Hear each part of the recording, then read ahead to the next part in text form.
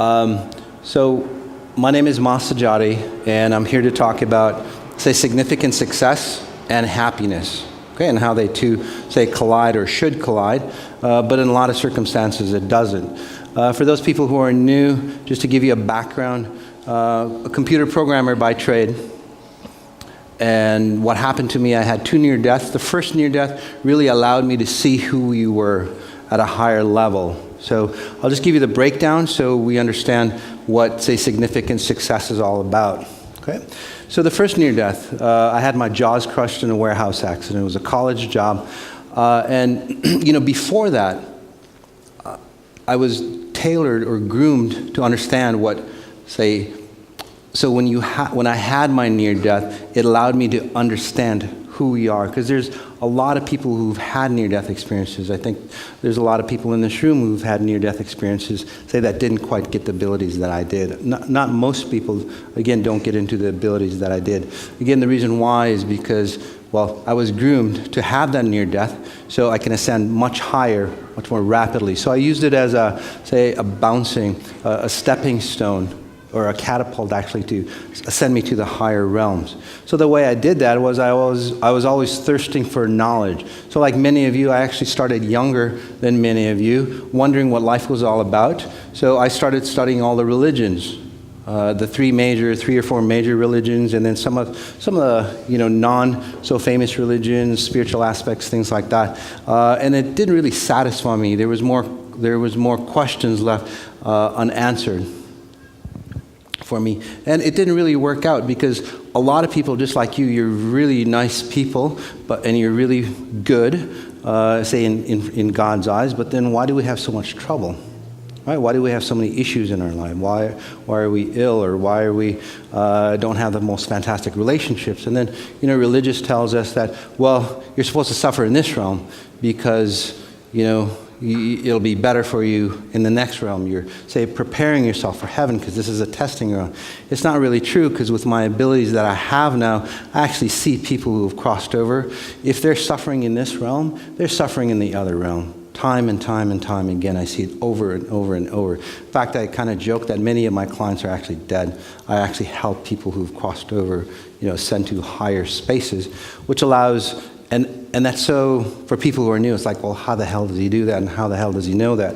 Because the people who are living, the loved ones that are living, actually feel the difference when your loved ones cross over. I don't know why I'm talking. I think there's a few people maybe in this area that their loved ones might be close to crossing over or in that space. So anyway, so that was the first near-death experience.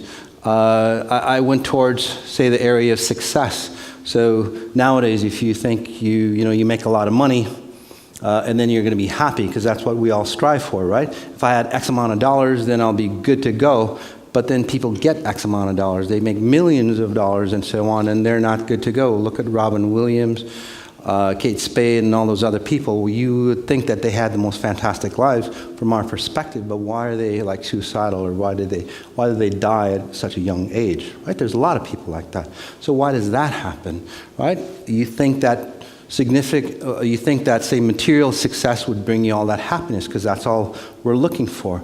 Again, that's not significant success. It's just like anything else that we hoard or we hold on to, thinking that, well, it's going to help us out, and it never does help us out. So we lay there empty, or even more empty. So I'll be talking about that as well. So that didn't work out for me. So I was searching for that answer. That answer came to me when I had my jaws crushed. I started to, say, separate from myself, and then I pulled away enough to, say, separate from my identity of who I was at a physical realm, a body that was basically hanging by the neck, okay, dying, into, say, our grand self, our spirit body, that was, say, expanding even more and more as I realized that I had died and crossed over. And I go, wow, this is amazing. This is the fantastic individual of who I am. And at that level, I'm not going to get into all the details, and if you want, you can ask me questions about it. But at that level, I understood that the body that I was, the physical form that you think we all are, is only 1% of our capabilities. Just think of it, only 1% of our capabilities. the 99% that I had transformed into was amazing. Okay? You had any level of wealth that you could have, and again, I'm shortening the story down. Anything that you could be or have or want to be is at your fingertips. The amount of love that you need is way beyond anything you could fathom at this level. Okay? And it's true love. It's just raw, natural love. There's no conditions. Most of us, as I scan the room, I guess I'll be talking about a lot of subjects. By the way, I work on you as I talk about it, so I might skip around, and I'm just picking up the vibes of the people. So if I jump around, it's all okay. I'll always come back, okay? But most of us who want love or crave love in this room are not getting the right type of love. First, we don't understand what love is about. Second, you're searching for the wrong type of love. Okay? It's really deep inside you, so it all goes back to understanding who we are, the 99%. The thing that you're craving right now, okay, and that's why you're here, is actually the connection to yourself, that 99%. Does that make sense to all of you? Right? Right? So anything in the physical realm will not get you that 99%. Anything you hold on to, religious beliefs, spiritual beliefs, money, ideologies, paradigms of how the world works, paradigms on how money works, paradigm on how you think you're happy, will not give you that happiness that you're looking for. The only thing that will give you that happiness is that connection to your higher self, that 99%.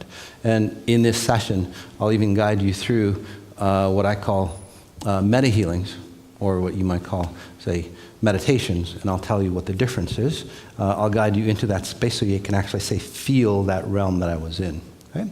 The second near-death really allowed me to, get my abilities. It was a drowning accident in my late 40s, 2006, 2007, around that time. So I was underwater for maybe 8-10 minutes, according to my wife at the time. And at that time, most of you have heard the tunnel of light. Right? People go through the tunnel of light. They go through, the introductory phase where loved ones are there to greet them. They go through the life review, which I did in the first near-death experience. But in this case, I kind of sneaked through, because this time around, I went through the tunnel of light and, graduated. So this is where you get reconditioned, basically. You enter in the beginning, and you get reconditioned to go back into your natural spirit body of who you are. Again, the 99%, and then you graduate and you go to the higher realms, so to speak, or that heavenly space if you want to talk about religion. Almost all the time, when you go to that level, you never come back. Okay? Again, somehow I sneaked through. I went to that level. I understood what that was about. And again, some of the takeoffs at that level, you are totally complete. And again, you don't need anything else. You are all the love that you need. You don't need security because, you are everything that you are. You don't need money. You don't need anything like that.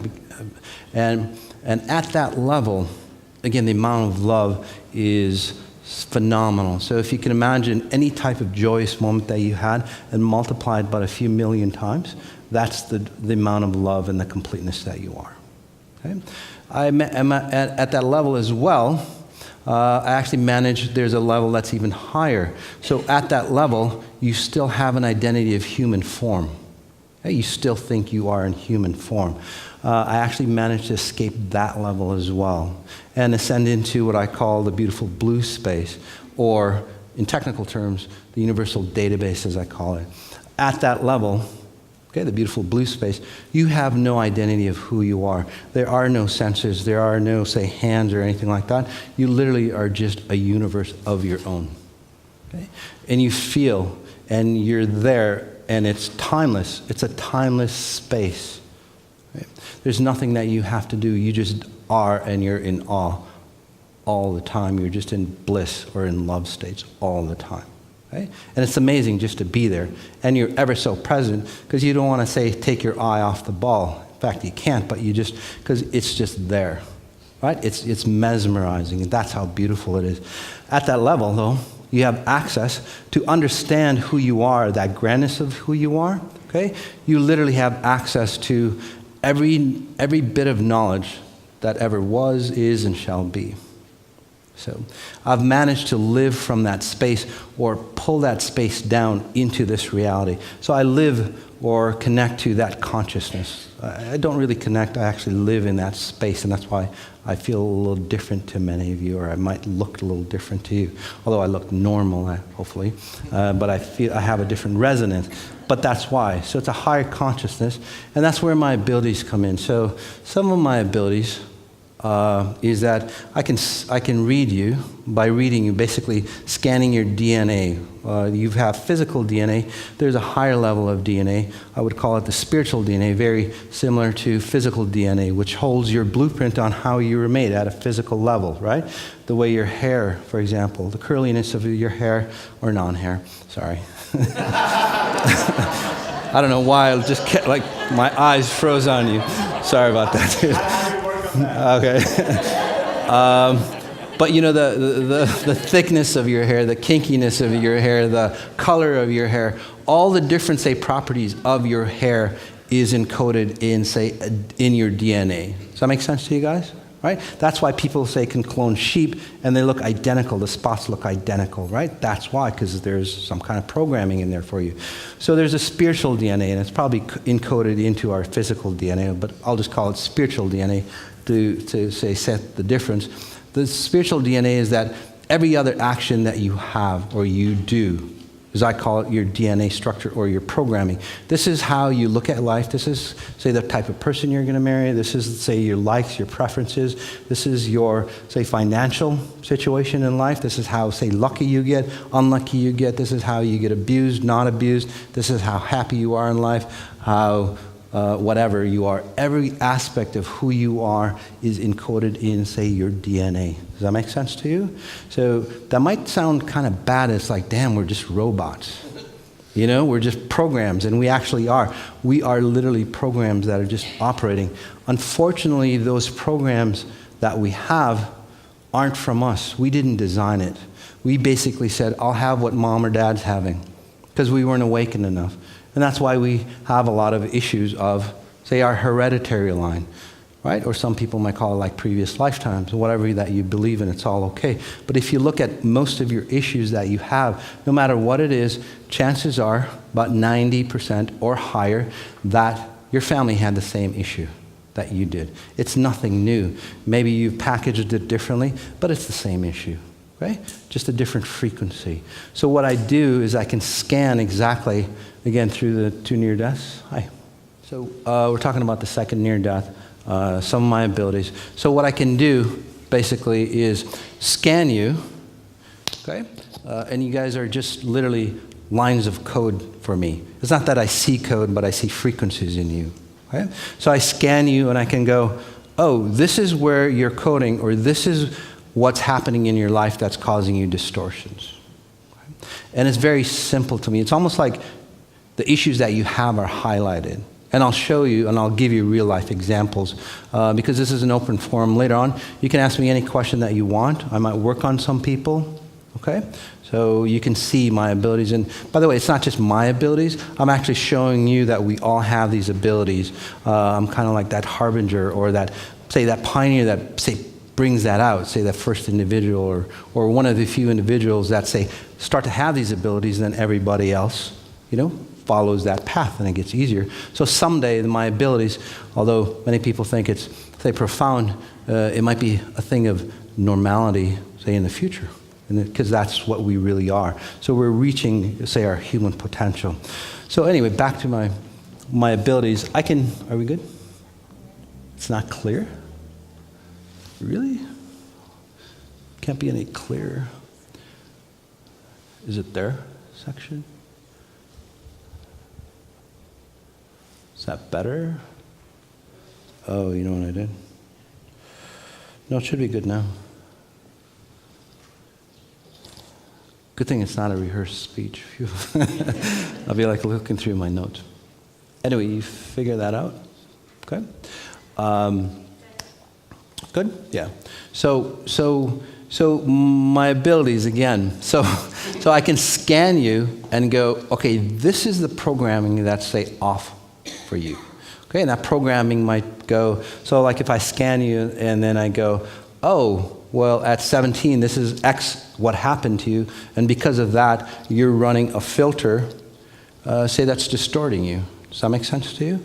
So what I do is say, one, help you remove that filter, or two, help you edit the programming for you. So let me give you a more deeper example so we understand. Say I can just read people, but say like at age 5 or 10 or whatever happened, say something tragic happened to you, right? So you see the world from that experience, right? That's created a filter.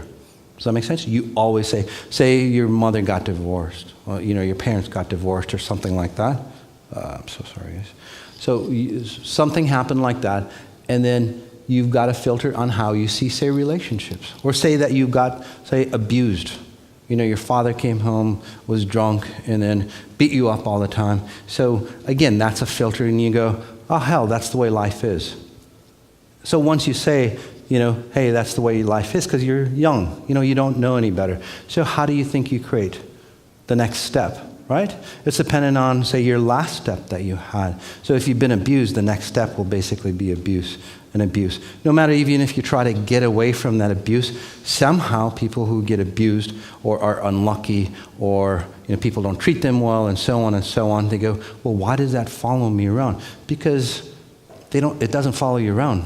It's you. It's really you. It's the programs that you're running that attract that.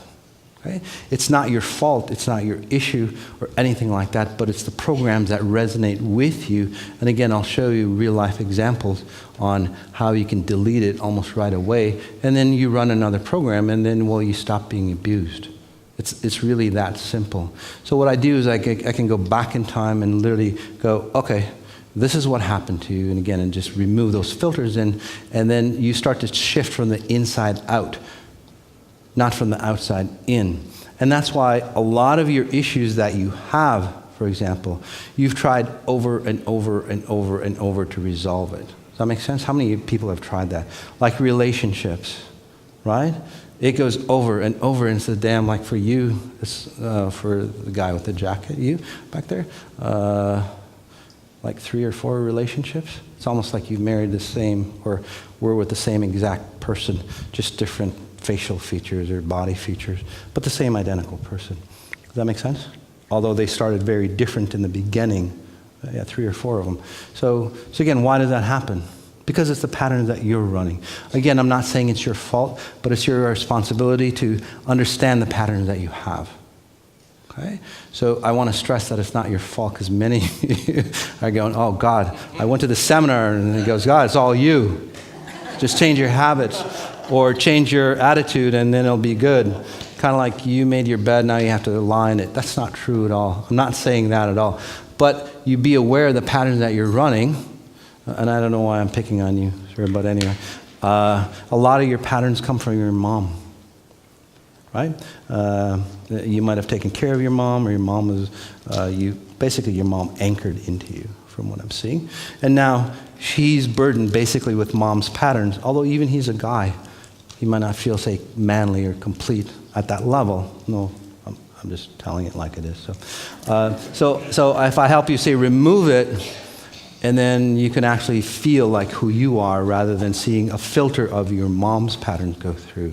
Does that make sense? Or some of you, for example, who have helped your elderly or loved ones, say, cross over, they necessarily don't cross over. So whoever it is in this side of the room, what's happened is that they're too scared to cross over. So what do? They befriend you, they love you, and so on, and they start wrapping around you. And when they die, they don't go anywhere. They just blend into you. And then you start looking like them, you start feeling like them, you start getting the same health issues like them, and then you'll die like them if you don't, say, get their patterns out of you. Right? I see it over and over and over. And it's not just theory. I'm not saying this theory. I've worked on tens and tens of thousands of individuals over and over and over again with dramatic results. So I know it's not theory, although we don't have, say, the mechanisms or the machinery or the technology to, say, measure the frequencies that I generate, because it's just not sensitive enough. But again, it's not theory. It's provable. People's lives do change. Okay? So does anybody have questions right now? Yes. Is there somebody with a mic? Yeah, Desirae's got the mic somewhere. Are you going to help us? Oh, thanks for volunteering. It was this young lady. Hi. Hi. I am wondering, as far as like with your language and the language of other healers that Yes. I know, Yes. could you speak to, and maybe you are already speaking to this, but chords and attachments that we have to other people? Sure. So chords and attachments that you have to other people, that's a little different. And as you've noticed, I don't speak the language of other healers because I just look at things as a program, right? I look at more things of more science, or everything is like space-time based for me, right? So it's not about feelings, emotions, and that's what separates me from, say, other healers. Again, there's no modality that I'm against. If it's beneficial for you, there's no religion or spiritual practice or anything like that that I'm against, or medicine or whatever. If it's beneficial for you, but most of the time, we don't go to the underlying level issues of where it becomes beneficial for you. So that's where it becomes disruptive. So for chords, there are people who are, say, latched onto you or can latch onto you. I can see that, but I don't see them necessarily as chords, but I can see how they get, say, tied in. Okay? But I'm talking about, like, say, family programs. So your DNA basically gets duplicated. Like you put one petri dish, you get deer DNA, you get another petri dish, and then you get created, say, for example. Does that make sense? So that's not really chords. Yeah, so it's like that. Other questions before? Yes, that lady back there.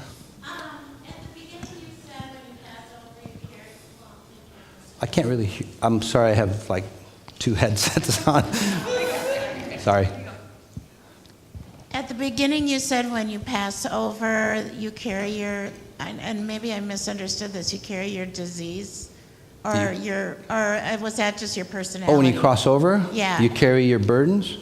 Yeah. Yeah, nobody has ever really awakened, and that's really, and that goes into a deeper subject. I could talk about it for days. But yes, the main issue that humanity has is that nobody knows how to die properly. So the burdens and issues that you have in this reality, right? Say that you're always suppressed or depressed or anxious, right? And you die from that space. Or say, for example, specific religion says, you're born in sin, you live in sin. Most people are afraid to die because they're afraid of dying in sin. So what do? They hide away. So when they die, they really tend not to cross over because they're too afraid, say, to meet their maker. So they're just, again, and maybe I'm talking about your family from what I'm seeing. But yes, so whatever issues that you have, not the programs that cause those issues, they carry over. Because those are, say, timeless programs. So feeling a burden, for example, or a sense of lack, you would cross over, right? And you will feel lack and distortion on the other side. Is that, so I'm a medium, and I'm asking you that from my perspective, but... So you have like 9, 10 different people in you. That's why. I have 9 or 10 different people in me? Yes. Around me or in me? No, in you, like right here. Oh, nice. So when you connect, you literally are like a radio. So depending on the type of information that you need, you would connect to different radio stations or different spirits. And it's distorting your chest area, this area. So that's why you might have issues there. So I guess my question is, when you pass into the light, Yes. when you're actually in the light, are you still carrying those issues with you? It depends on how awakened you are. Is that how you see it? So if you're awakened, you cross over and you go, oh, this reality was this reality, and you can move and expand on from it. Right, that's But how if I you're see not it. awakened, say for example, people who commit suicide, does that make sense? They're not awakened, they end their time here, but that doesn't mean that pattern of, say, distortion ends. They cross over without the properties of space and time. So they're stuck in that over and over and over again. So they live that anxiety for lifetimes. See, now, I don't see it that way. I actually see them, when they pass over, getting help on the other side. Sure, there's and help out there. There's loved ones that are at the lower realms out there. They never really transcend or cross over properly. And just to give you an indicator of, say, proper death, so loved ones that hang out with you, loved ones that you channel, loved ones that hold on to you, loved ones that you have conversations with, they're all at the lower realms. And I just say that out of love. I just say it as it is.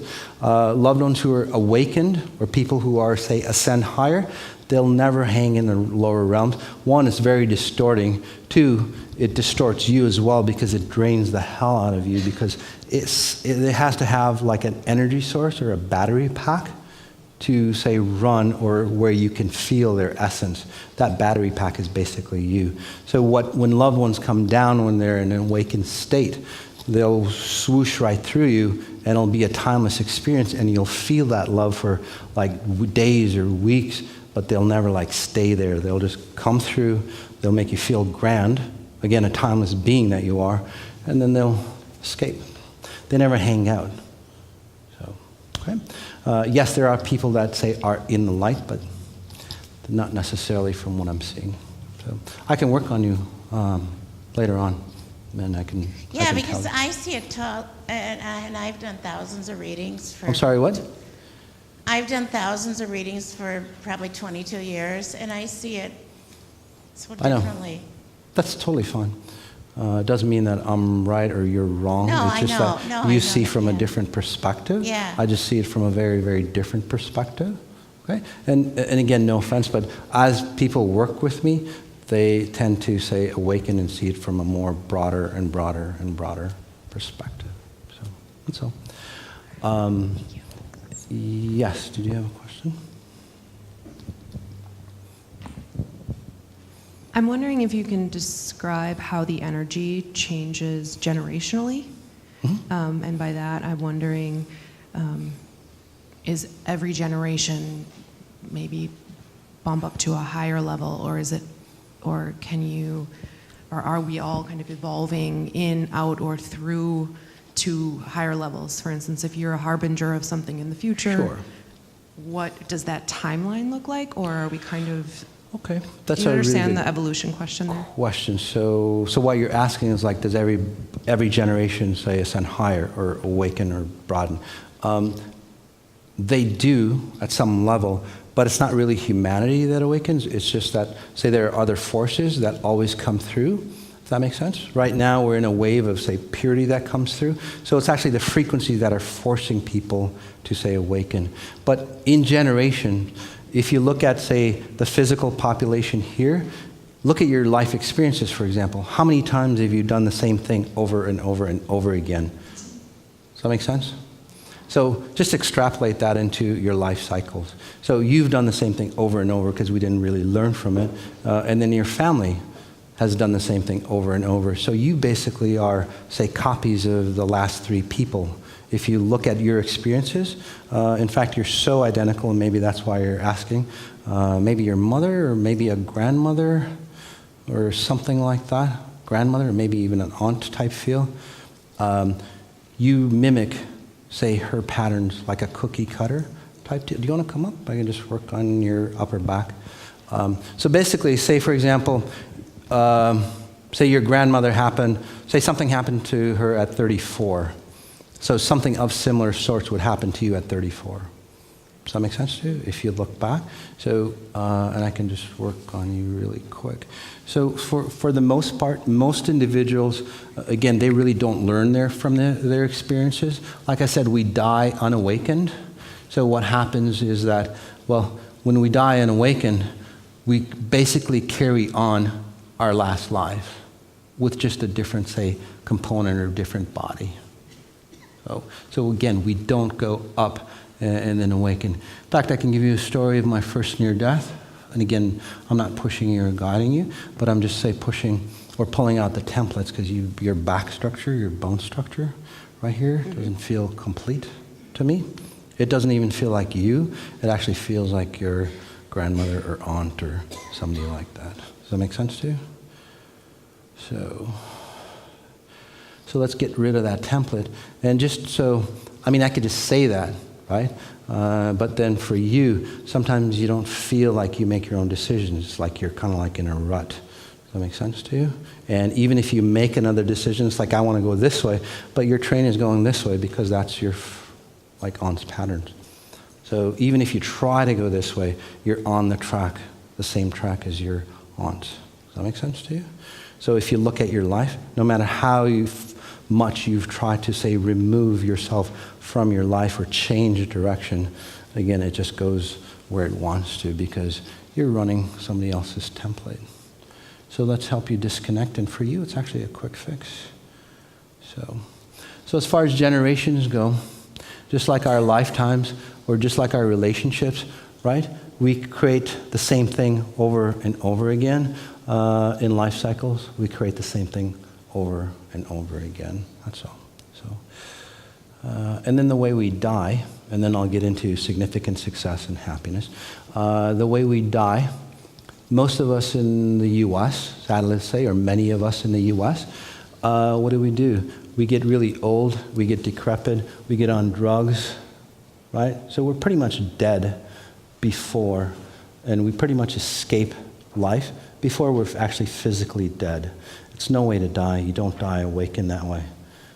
You basically carry the burdens of, say, those last few days before you escape out into the other side. So I'm not saying everybody, but a lot. And then there are people who, I was just thinking about this the other day, there are people who die in wars, you know. I was reading that book, Man's Meaning for Life. Look how many millions of people died, not just in Germany, but in Russia and everywhere. Just look at all those souls. They didn't go anywhere. So for you, you'll probably see that you're not on autopilot anymore. You can actually make your own decision, and you can go that way. Starting like later on today, you'll actually see it's your own thoughts going through your head. Because even then, sometimes your thoughts aren't even yours. Does that make sense? It's like somebody else's thoughts come into you. Okay. Does that make sense to you? It is. Yeah. That's why it's not yours. So let's talk about, say, significant success, okay, and happiness, and then I'll answer your question. Okay. So what does significant success mean? Well, let's do this. How about if we'll do a Medihealing. I'll get you into that space of, say, significant success, and then we can talk about it so you can actually, say, sense or feel what it's about. That's all fair? Okay. So if you guys want to stand up or sit down, some of you, if you want to lie down, that's fine too. Let's go ahead and take a nice deep breath in. Just noticing where you are, noticing the space around you, noticing you in your space. And then a beautiful breath in. Nice and deep.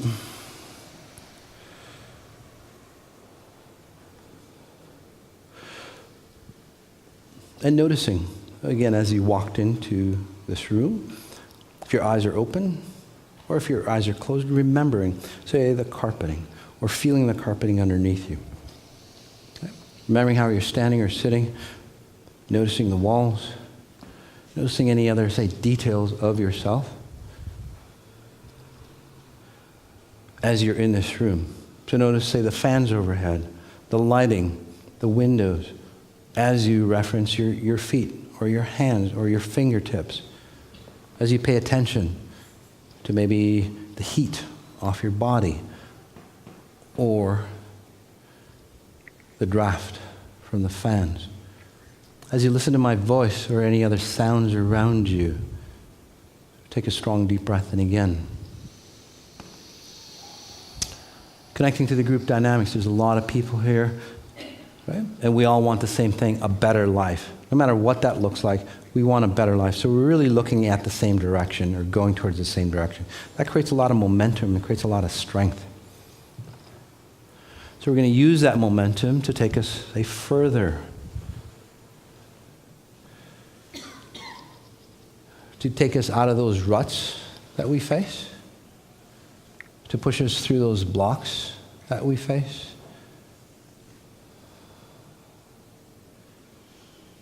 And then another breath in again. Asking ourselves, how do I connect to pure source even stronger? Again, it's nothing religious or spiritual. I don't use the word God because God has so many different meanings to so many different people.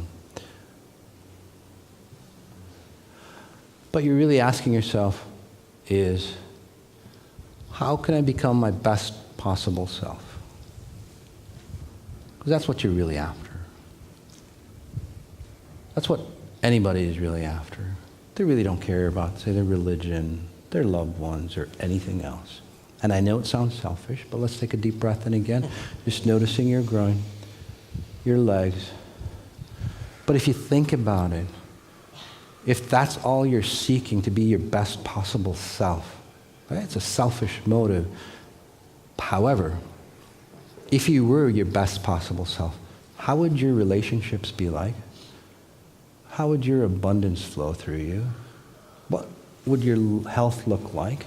How would your communication or connection with your children be if you were your best possible self? So it's really not that selfish. But again, most of us go, well, that's so selfish because we have this, say, spiritual bent or religious bent going. I have to worry about other people first. It hasn't worked out. Look at you. Are you happy where you are? If you're not, get selfish. Okay, work on yourself first. Strong deep breath in, which leads us into significant success as you pay attention to your sternum, so the bone that connects your ribs together.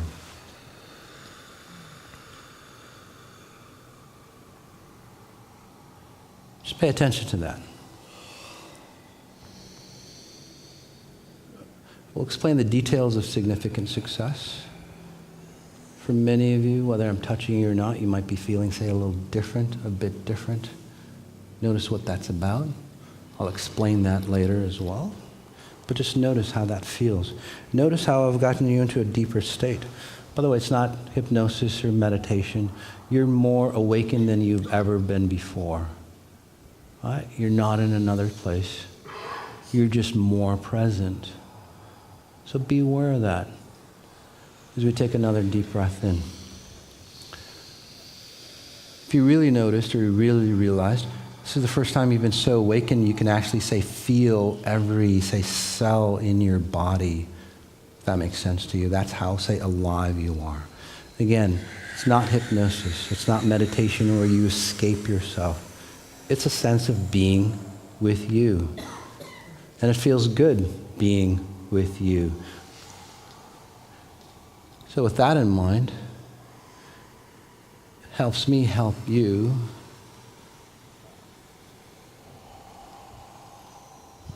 really stay in this space. And as I help you, again, stay in this space, this is where you get to heal yourself of cancers.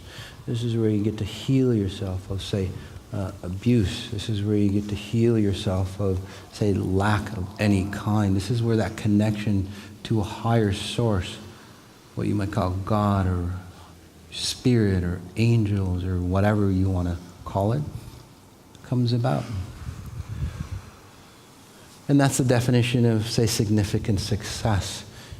Right? Significant success, and I'll talk about the definition later, but it's about, say, how connected you are on the inside.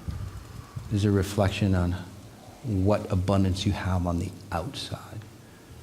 And we'll talk about that. But for now, let me just help you, say, feel what that might be like as we take a deep breath in. Then just noticing your sternum, the ribs, the bone that connects the ribs for you.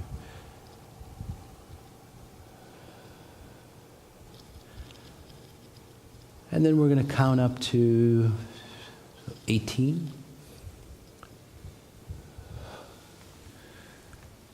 All you have to do is just focus in on, say, your chest or that sternum. That's all you have to do. Right? And then listen to my voice. Wonderful breath in.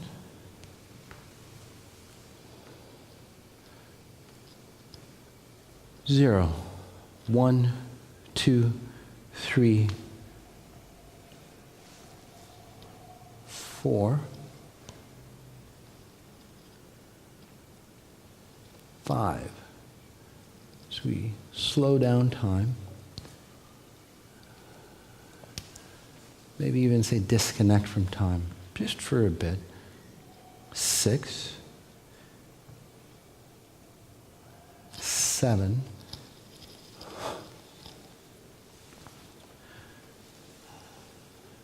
8, 9, as we start to say resonate higher. If you don't know what that feels like, just expect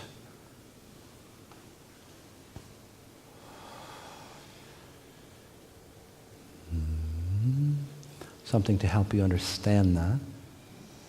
9, 10,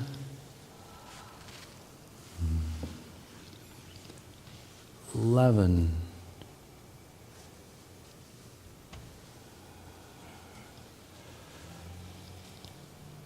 12,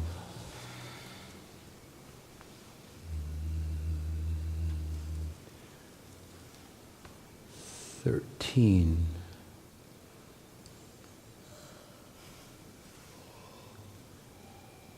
14. Some of you might actually, actually a lot of you from when I'm scanning the room, maybe feeling really, really heavy. So it's not about significant success, it's about all your baggage that you have, so, which is good too. 15, 16,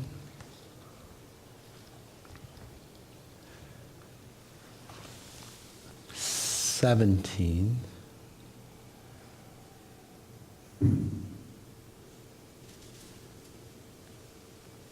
18.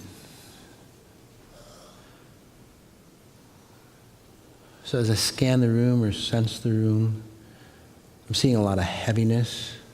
Does that make sense to you? Just nod your head. It's not what I was aiming for. However, in order for you to feel significant success, the nice thing is that you're feeling that heaviness. So those are all the filters, the burdens, the distortions, the belief systems, the paradigms. That's not you. So for you, kind of didn't expect this, but again, many of you are new. So in order for you to feel that significant success, right, paradigm, you would have to say let go of all those burdens. That's all. So in this meta healing, as we take another deep breath in, you're basically pulling yourself away, and that's why you might be feeling heavier as you literally say rise.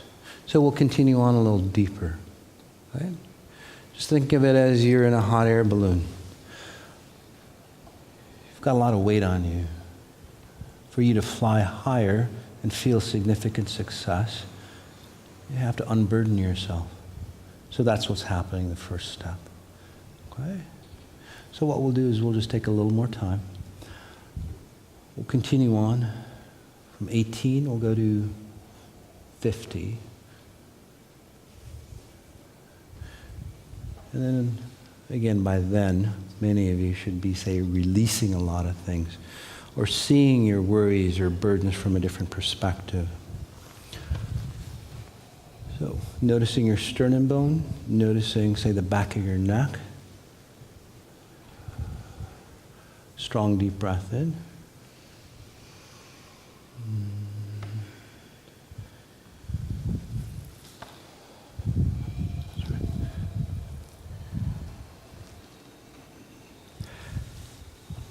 Nineteen, 20, 21, 22,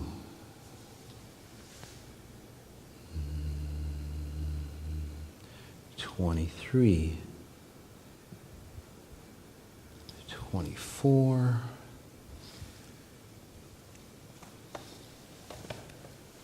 25,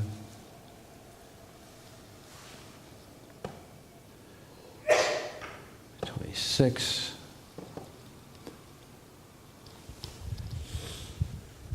27,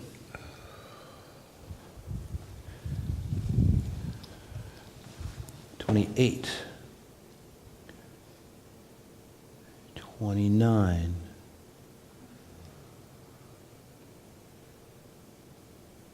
30. Some of you, as I sense, not wanting to let go of all that stuff. It's totally fine. It's all up to you. 30, 31, 32,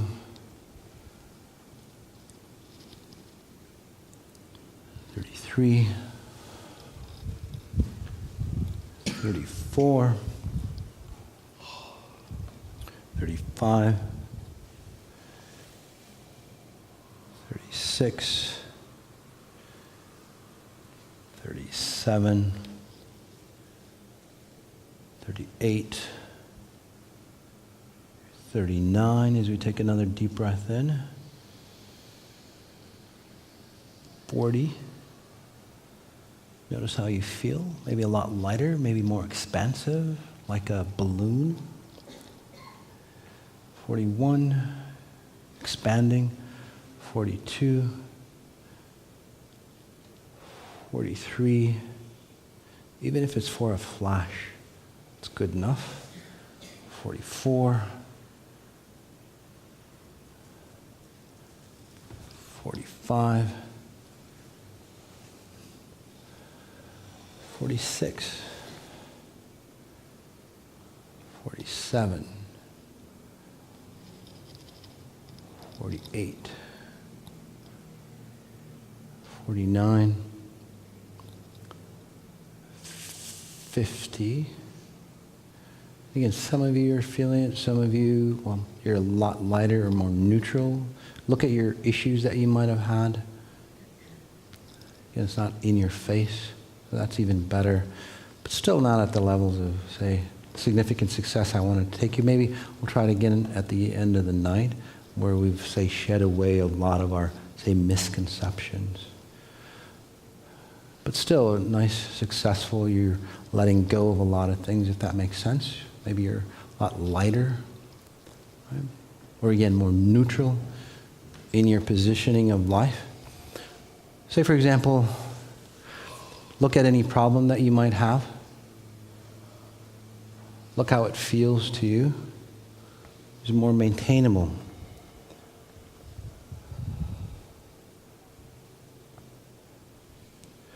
Let's take a nice, strong, deep breath in again. We'll come back into this space by opening your eyes.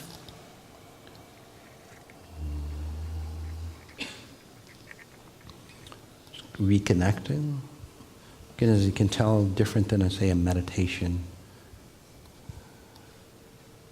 Look at how you see the room. Probably looks a little different. Again, filters are coming off you, so you get to see you as who you truly are. You can have a seat if you'd like. So we'll continue on. So the definitions of, say, significant success. Are you guys feeling okay? How are you guys feeling? Good? Different? It sucked? It was good? Whatever? Right? Good? Good.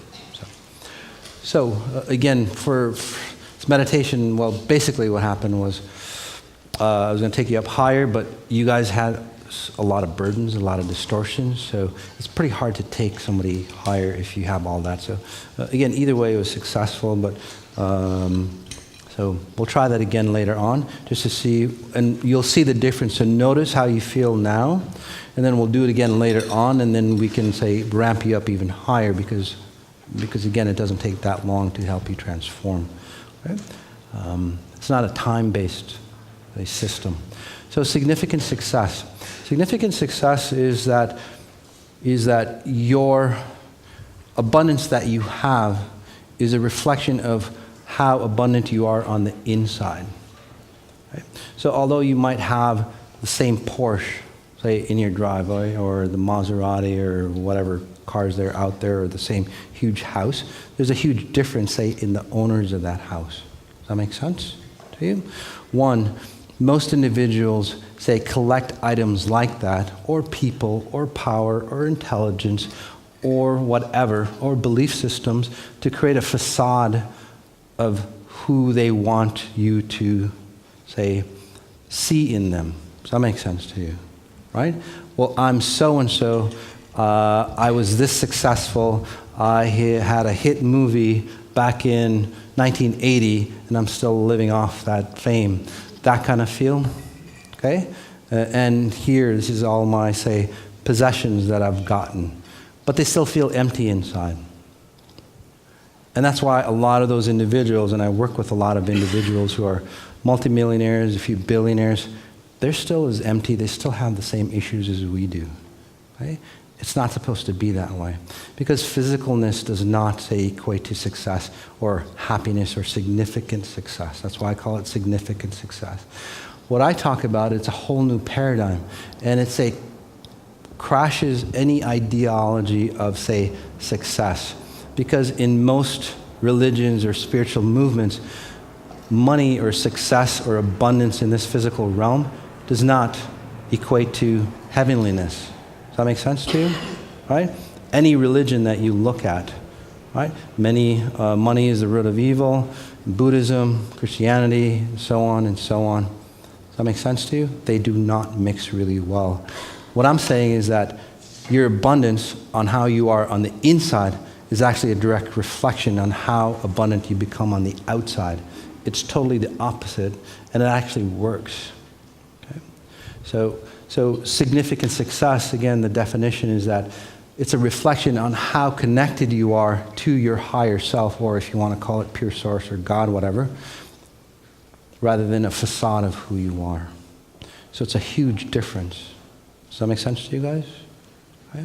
It's very, very different. So you don't reach out there and go, okay, I want a Porsche, I want to make $100,000 a month or $1 million a month, and that'll make me happy. But many of you do that at a lesser level, at a lesser scale. If I get married, like many of you women here, I'm going to be happy and I'm set for life. And I can see that in the women's faces who've gotten married, and that's why you've gotten married. And look how it's turned out. Okay? It's no different than, say, somebody going, if I'm making $1 million, or if I get my product out on the market, then I'll be happy. And again, it doesn't really work. And then religion teaches us, and again, for many reasons, it's got nothing to do with spirituality or religion, by the way. It's actually meant for control. Religion teaches us that, well, you shouldn't make a lot of money because it's demonized. Although, say, the wealthiest corporation would be the Catholic Church. I don't know how that plays out. So how can they go against their own thought? Well, and then they equate it to going, well, you shouldn't make all the money. You should give all the money to us so we can spend it for you because you don't know what to do because you're going to turn evil. So, and then, right? And then why should, say, money be a necessary evil? Say, if God was so powerful, why couldn't have God created something else that wasn't using evil for us to survive? So those are all the concepts that I ask of you, because that's what you or your family in your lineage believe in, even if you have a spiritual path. Right? Many of you, right, have this stigma, the wounded healer syndrome for many of you. Does that make sense to you? Right? That's why.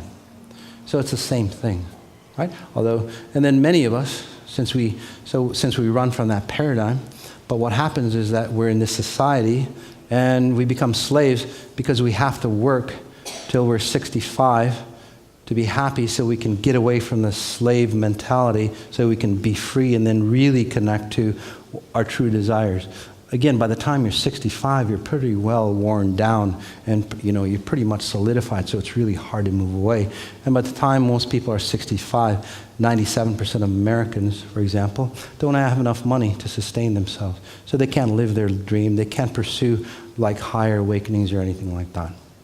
Right? So the whole system, if you look at it from a, say, conscious level doesn't really make sense. There's a lot of cracks or there's a lot of holes in it. Okay?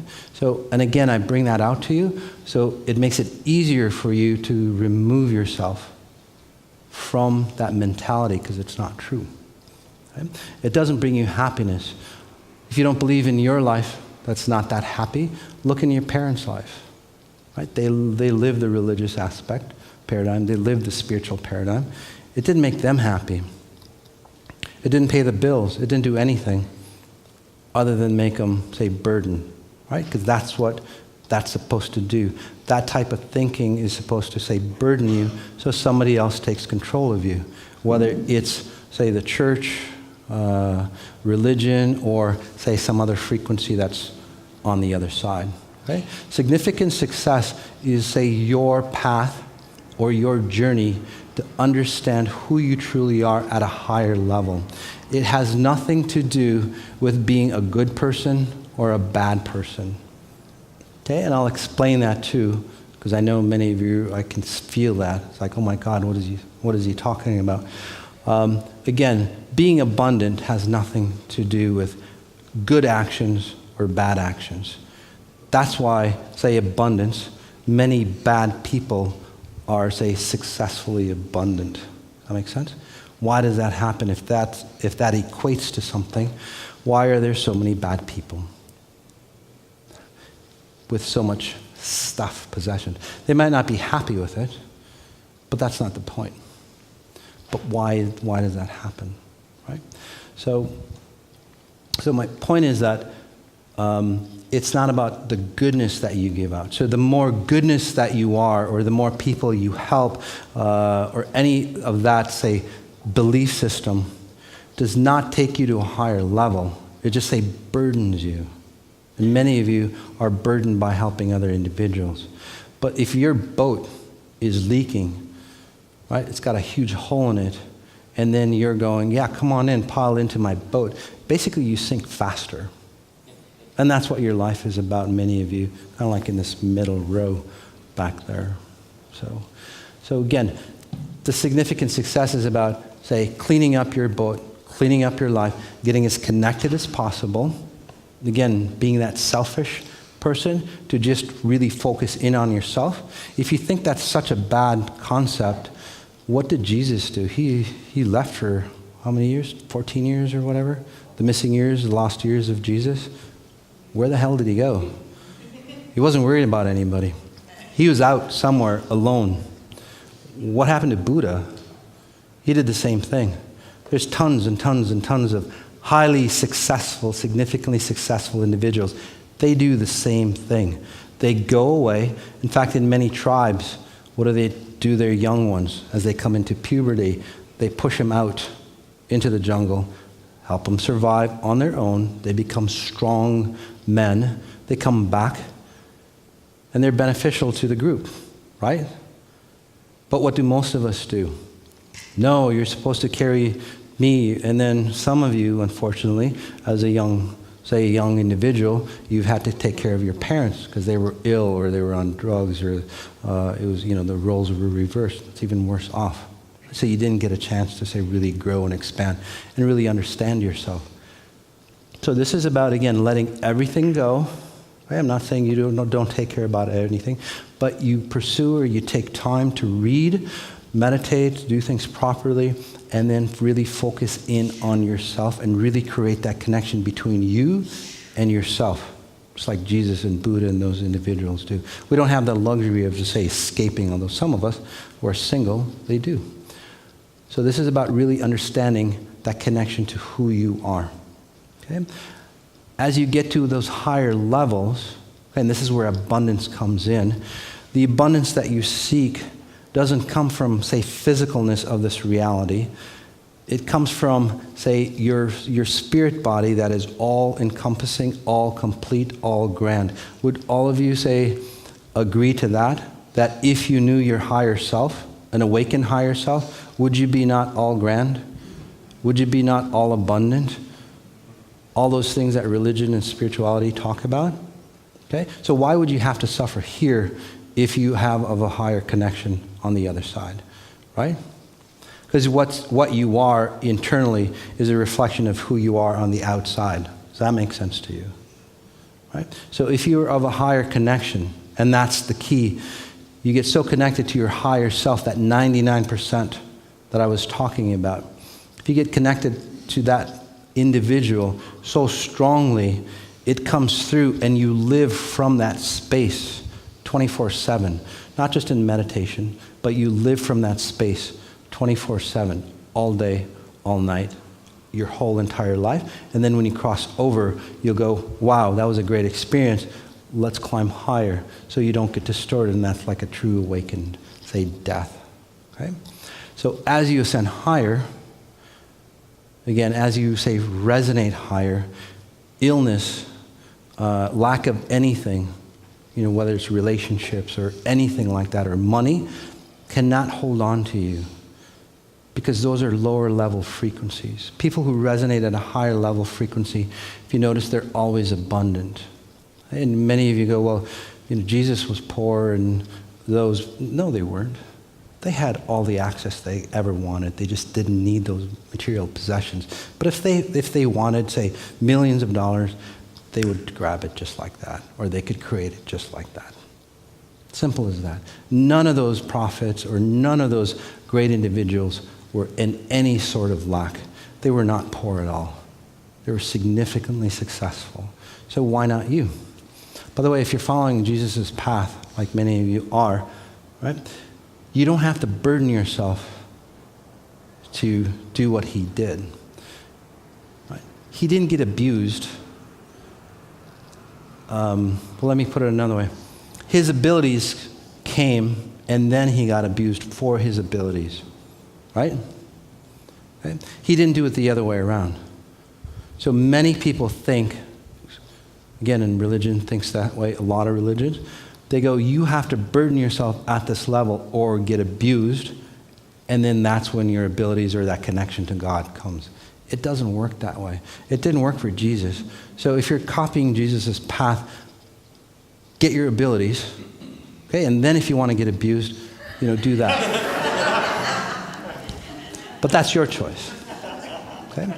So, does that make sense for a significant success? Okay? So again, when you look at somebody who has, say, millions of dollars, they're driving nice cars or live homes and stuff, many of us go, well, what the hell did he do, or who did he cheat, or how that guy's greedy and so on like that. Okay? And he probably is, by the way. Okay?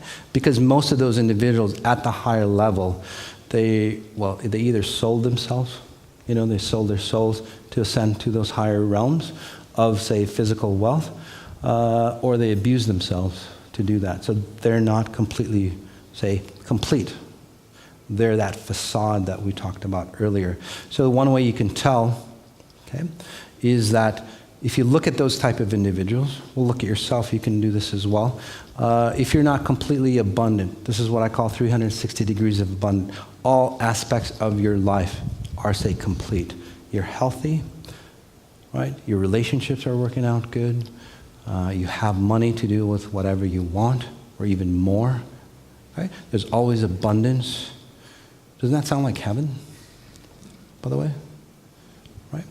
So basically, you practice, say, living in heaven here, so you can understand what living in heaven on the other side is about. Right? That's what it's about. It's not about, say, accumulating wealth or possessions or anything like that. But when that happens, you actually are, say, happier on the inside. Again, it's because it's the completeness that you are on the inside has to reflect who you are on the outside, and that's how, again, significant success works. It's not chasing after something. It's about a being place. Most individuals who chase after something, right? Like millions of dollars, a husband, a spouse, a whatever, just I'll fill in the blank. When you're chasing it, when you grab it, you don't feel complete because you're not looking for that. You think that that's what's going to fulfill you, but it's not. It's that connection to your higher self. Okay? Does that make sense to you guys? Okay. Does anybody have questions? Yes. Then we'll get a mic.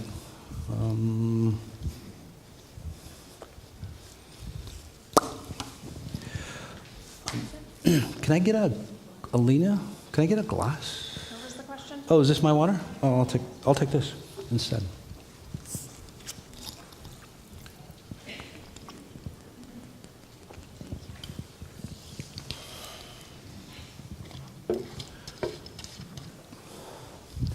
What was your question, hon? Thank you. I guess I have a lot of questions. Sure. And I guess first of all, I want to say thank you because I've been working with you for about 1.5 years. Oh, okay, wonderful. So thank you so much. But as it relates to this, in working with you, obviously, or I don't know if I should say obviously, but you talk a lot about being really grounded in this reality. Yes. And I was wondering if you could just speak to that a little bit. Sure. And just to add on to that, which I think has to do with this, is last night you were talking about noticing where we are located in relationship to other things. Yes, and I was to wondering if you could reality, expand on that a reference little points? bit too. Yeah. So sure. So that's a great segue, thank you. And it's a great question. So how do you become significantly successful? Make sense? Or how do you become abundant? Or basically, how do you become happy? Right? Or how do you cure yourself of any disease that you have, including mental illness or any instability? How do you cure yourself of, say, lack of anything that you have? It's not about doing good things. Again, that comes after. Most people think that if I do good things, then I'm going to be a good person. It's actually, you become a good person and then you do good things. Does that make sense? And I know it sounds pretty simple, like duh, but most of us do it the opposite way. I'm going to do X things and keep all my distortions, abuse, judgment, and all that garbage within me, but then, I'm going to go to church and do this, and then I should be a good person. It never works out that way, by the way, right? So it's not about good or anything like that. It's all about space-time. And I know many of you aren't. You're in that spiritual movement, you want to feel joy, you want to feel love. To feel that joy and love consistently, you have to learn about space-time, or where you are in, say, reference of how your body is created here in space-time. So that's why it's so important, right? So the closer you are to the present moment, the more abundant you become. The closer you are to the present moment, the lack of density of your physical experience here is not needed. Does that make sense to you? The closer you are to this, say, present moment, the higher you vibrate. Naturally, you're more abundant all around, but then the density or the distortion between your spirit body and your physical form, right, is close. They're meshed together. Does that make sense to you? Yeah, it does actually. That kind of dovetails into another one of my questions. Sure. So, because after I started working with you, I was literally vibrating. All over the place? Yeah. Like literally Oh, cool. vibrating. And I'm having this all the time now where I feel like there's something like literally on my chest. Mm-hmm. And is that kind of like what you're talking about? Yeah, because what you tend to do, you always tend to escape yourself or try to find solutions outside of yourself, if that makes sense to you, if I'm sensing totally, you accurate? yeah. Okay? So what you do, literally, like what she does, and I can see it, and everybody can actually sense it, but I just see it visually where most people sense it at a subconscious level. So what you do when you try to find a solution or you hear something, what do? You escape somewhere to find a solution, like other realities. That makes sense? So when you work with me, especially in the beginning, basically I show you that you escape your body, or you sense that you're escaping your body, and then you get tighter and tighter, and then you don't have to escape to, say, find solutions. Because you find that solutions are inside of you, and that's what you're finding. Things are naturally happening for you more and more. Does that make sense? Without you actually having to go out and do it, right? Yeah, that does make sense. But now I kind of feel like I'm in a fishbowl. Yes, we can explain that too. So it's because you've always lived your whole life escaped. Does that make sense? Now you're in a fishbowl, you're actually in your body and you feel, say, compressed. In a short while, you'll get to actually feel expansive, but you have to feel like a fishbowl to maintain that expansiveness. Does that make sense? So you don't have to escape yourself. So let me talk about, say, the logistics, okay? So your spirit, most of us think that our spirit is on the inside, where our bodies are a temple of our soul. temple for the soul. You've heard that, right? So it sits in here somewhere, and then when you die, it just like evaporates. When I had my second near-death experience, I actually saw it the other way around. I saw this gray shadow. I thought it was, your chakra colors, but it's usually, for most individuals, it's like a slate, smoky blue, because we're not pure. The purer you are, by the way, the bluer, brilliant blue that you are, okay? When I see you. So anyway, your spirit is about arm's length around you. So with that in mind, your spirit is like a projector. It generates the frequency of your body. So your physical form is actually the Holy Ghost that some religions talk about, not the other way around. You're a mirage to your spirit. You've been created as a projection of the reflection of who you are at spirit level. Does that make sense to you? Okay?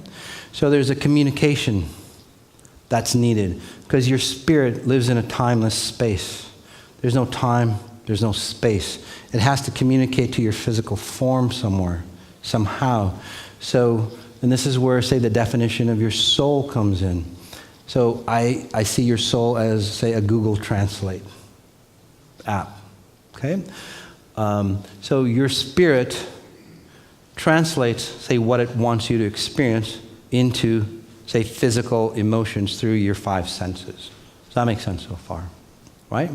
And then you translate your experiences from this physical realm through that translation kit, your soul, and then you feel it as an experience in your spirit side. Does that make sense to you? So there's that communication.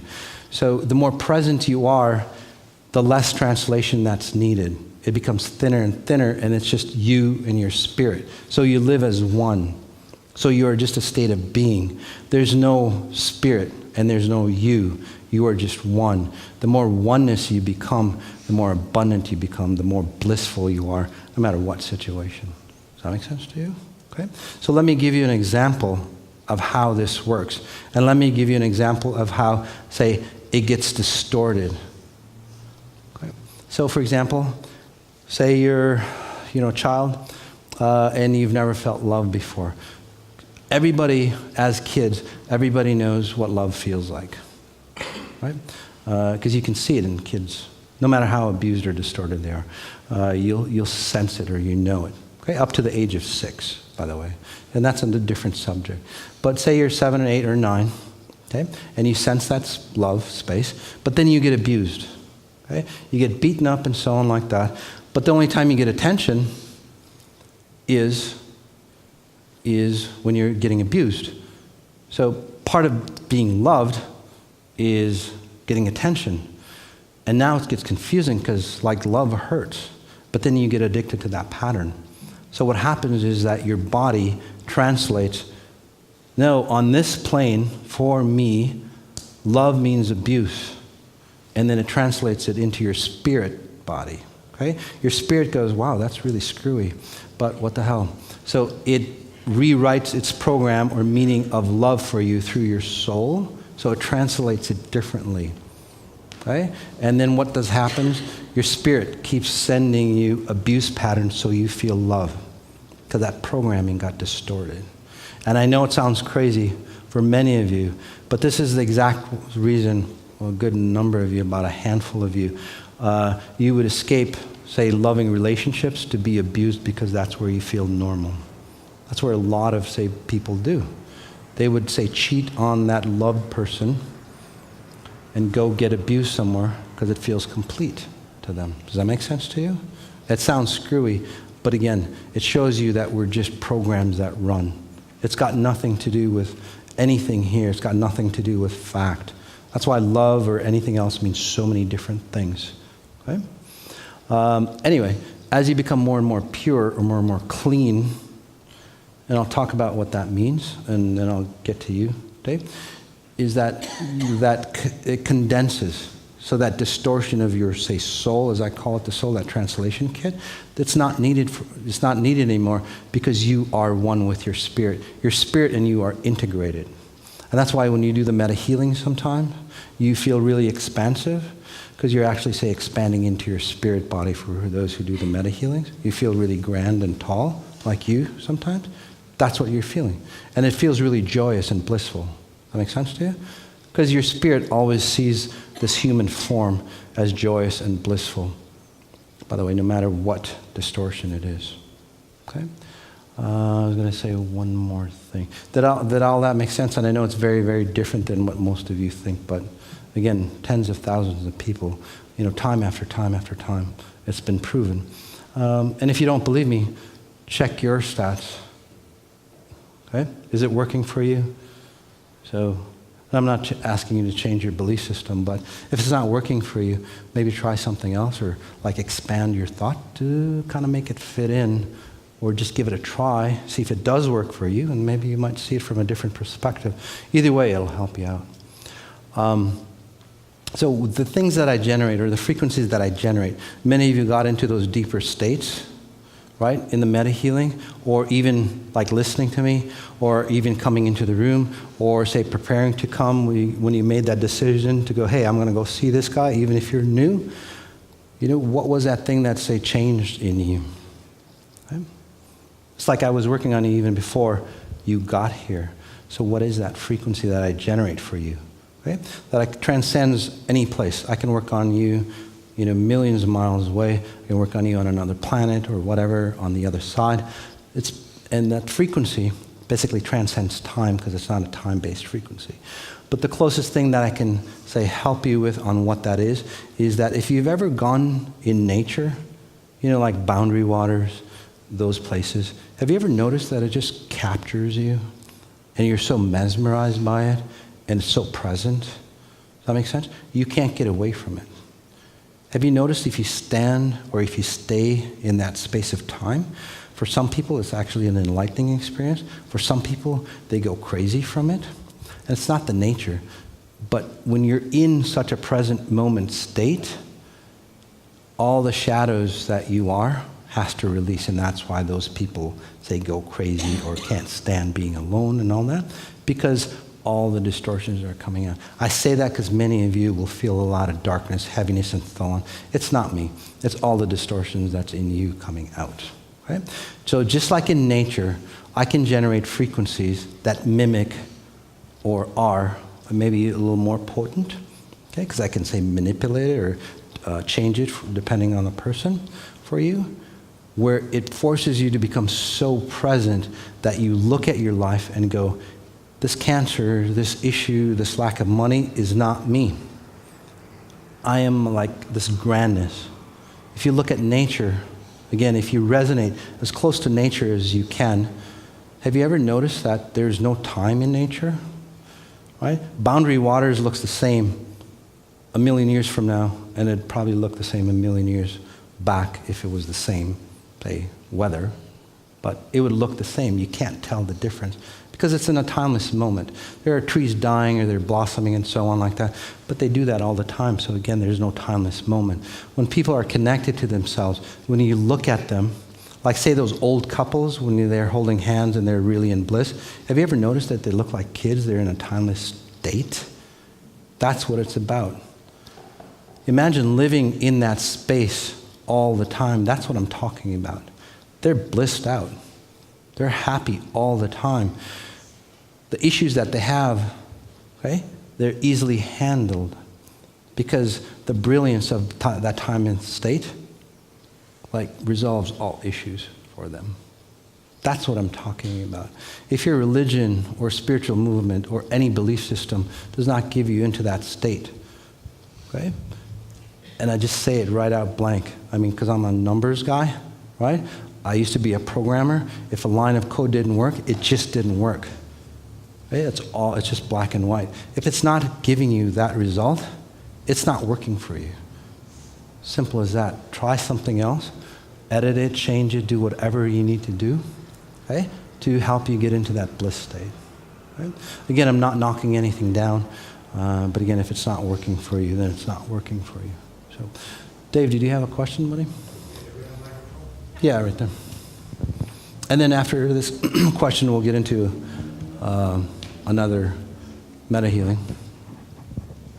Yeah, something you just said I found very interesting. You said that a child could maybe come in without abuse frequencies, but then be abused by the parents, and then that rewrites their programming. And that's interesting, just because I kind of assumed, people came in with abusive programming, and that's why they attracted those parents. But that's not my question, although that can happen. But what I'm really wondering is, let's say a person, not yourself, not even a healer, but just loving parents, okay? Does a child ever come in and the parents are more loving than the current state of the child, and then the child gets rewritten in a positive direction? Of course. Yeah. Happens all the time. You said all the time that happens? Sure. Oh, well, great. Yeah. So sometimes, the child is not, say, a direct reflection of, say, your parents. It's a reflection of, say, their grandfather, great-grandfather. Say, their great-grandfather was, say, an alcoholic. That child got the genes of the alcoholic grandfather. But the parents are really loving. Does that make sense? Is that the kind of scenario we're talking about? Sure, you can change that around. So let me give you a scenario of death, the perfect death, okay? And then the perfect, say, being born. So the perfect death is that you're awakened to a level that you understand that this life is a facade. Many individuals go through that, but they don't understand how to disconnect from it. Okay? So they awaken in this reality, they ascend to the other, they die, they go into that heavenly space, and they look at their life like a life review. That's what that life review is about. I went through that life review. You see it from a higher level perspective. You understand all the things that happened to you, all the distortions, all the abuse. You go, oh, I understand what happened now. And you grow and expand from it. Just like you would here, like somebody who is significantly successful or run that patterns, any abuse that they would have had in the past, they turn it into, again, a stepping stone or a catapult to jump off, a springboard to make them go higher. But many of us don't know how to do that because we're not running, say, frequencies of significant success. What do? Well, it's because my parent abused me, and that's why, where I am. Does that make sense to you? So it's not what happens to you, it's the attachment of the meaning of what happens to you. Okay? So anyway, I don't know where that came from, but the perfect death is that you're awakened, you go to the other side, and then you review your life and go, oh, okay, this is all that happened, and I'm a much better person for it. Most of us don't die that way. We hold on to our issues, and then we recycle them. So you get a second chance, though. Say that spirit comes back again, and many religions don't believe in, life after death. They just die, right? So anyway, you get a second chance. You come back into the living world, okay? And most of the time, again, since we're not awakened, then I'll tell you why we're not awakened. Because how many of you would actually choose the life that you live right now? Okay? So obviously, we're not awakened. We just basically go, I'll have what my lineage had in the past. So you're just basically the next footstep on, say, the path of your lineage. Okay? Again, we're non-awakened. But up to about 6 years old, if you look at kids, no matter how abused they are, they can decipher what's right and wrong. That makes sense to you? They can decipher all that. Although they might not understand it, but what happens is by the time they're 6, they've had 6 years of distortion because their parents weren't awakened to help them go, this is right, this is wrong, right? Do as I say, not what I do, right? Or you get beat up, right? Or this is the religion that I'm going to, or this is the philosophy of money that I'm going to say cram down your throat, although it didn't work for me, just because my grandparents, they believed it, my father believed it, it's a family tradition, you're going to believe it, damn it. And then that's what you do to your kids. So, and then by the time you're 6 years old, it's like, God, I guess it must be true because my parents are telling me it's true. And then, you honor your parents at a spiritual level. You still honor your parents at a spirit level. Whether you dishonor them or not at a physical level, there's that connection. So anyway, what happens is that by the age 6, 7, 8, you solidify, and then you think that's the way life is. And then you turn out like your mom or dad. Simple as that. Right? Again, we're programs. It's a good thing to be a program. Because once you understand the mechanics or how to program yourself, you can reprogram yourself any way that you want. This is where people go from rags to riches. right? This is where they reprogram, they restylize their life. And no matter what obstacle that they had, okay, whether it's a learning disability, a physical disability, financial issues, whatever, they've made massive, say, gains of abundance, completeness, happiness. That's why that happens. Okay? The wherewithal to get from zero to wherever they want, that happens too, because you can reprogram anything that you want. So that's what I'm talking about, right? And again, it's at a deeper level. It's not at a conscious level, or it's not what you do. Because if what you're doing, it should have worked by now. I was the same way, guys, by the way. So I'm just telling you, I've tried everything, a lot of things. And it didn't quite work it didn't work at all, really. But I tried this, and it works well for me, and it's worked for tens of thousands of others around the globe. So, but, oh yeah, you, yes, hi. Do we have a mic? Thanks.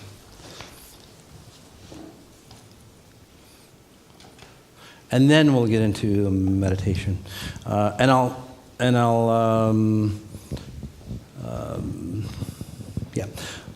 help you, say, resolve some of the issues for you. Okay? Yes?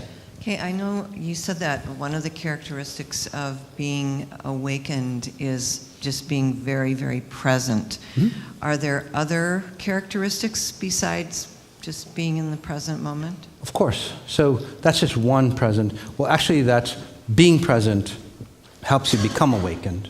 Okay?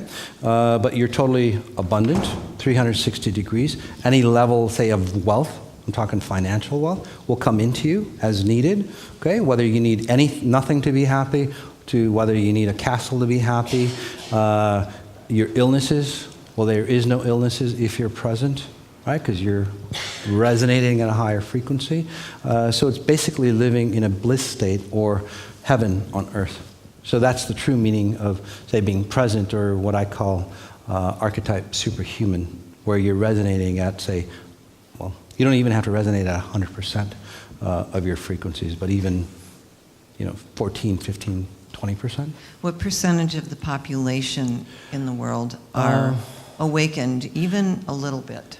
Even a little? That's a good question. Sad to say, it's in the single digits, maybe 2-3%. Okay. The nice thing is, okay, so it's not the evolution of humanity that's awakening us.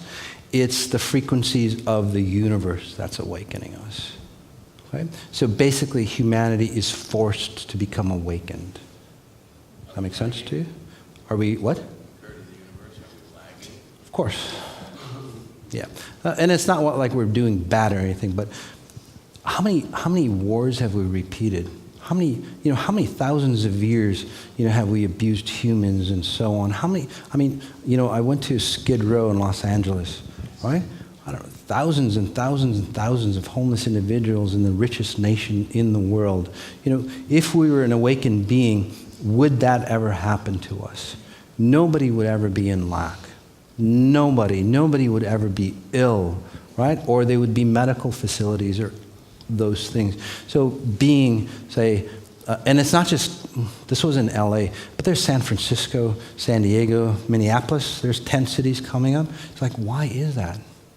Right? It's actually a reflection of the distortions or the darkness that lives inside of us. Because we're all connected. We're all the ones. But we've moved away. But somehow, somewhere, that part of us has to exist. And that's why the homeless exist. So it's up to us to awaken to our highest level, and you'll see that solutions for homelessness, solutions for cancer, solution for drug abuse and all that, solutions for, say, women's abuse and all that we have, if we all, say, awaken, none of that will ever happen. Those are, say, reflections of the dark side of who we are. All of us, of who we are. Okay? We tend to, say, ignore it, but we can't anymore. So anyway, the universe is coming through, and it's forcing us to awaken. And that's why there's a separation, if you've noticed, as of the past few years, right? There's more intensity, there's more segregation happening to people, right? And the reason why is that, well, what happens is that as people awaken, Well, let me give you a physical example. So when there's a hurricane or a tornado or some kind of disaster coming through, for example, elephants the herds actually run uphill, right, on those islands. They already know days before. When the animals out of Yosemite, they were escaping last year, and now it's on fire. They know. So as humans, we know that something's coming up. We have the same senses. Okay? We get scared. Animals get scared, and again, they run uphill. They do something constructive. What we do is we hold on to our old belief systems, and then we blame, the blacks, the Muslims, the Christians, the white supremacists, the white whatever, because that's what worked in the past. And it never worked, but that's somebody to blame, right? And that's you see Trump, like, pushing everybody out, all the foreigners. Well, we're all foreigners here in the U.S., so I don't know how that works, but again, sorry.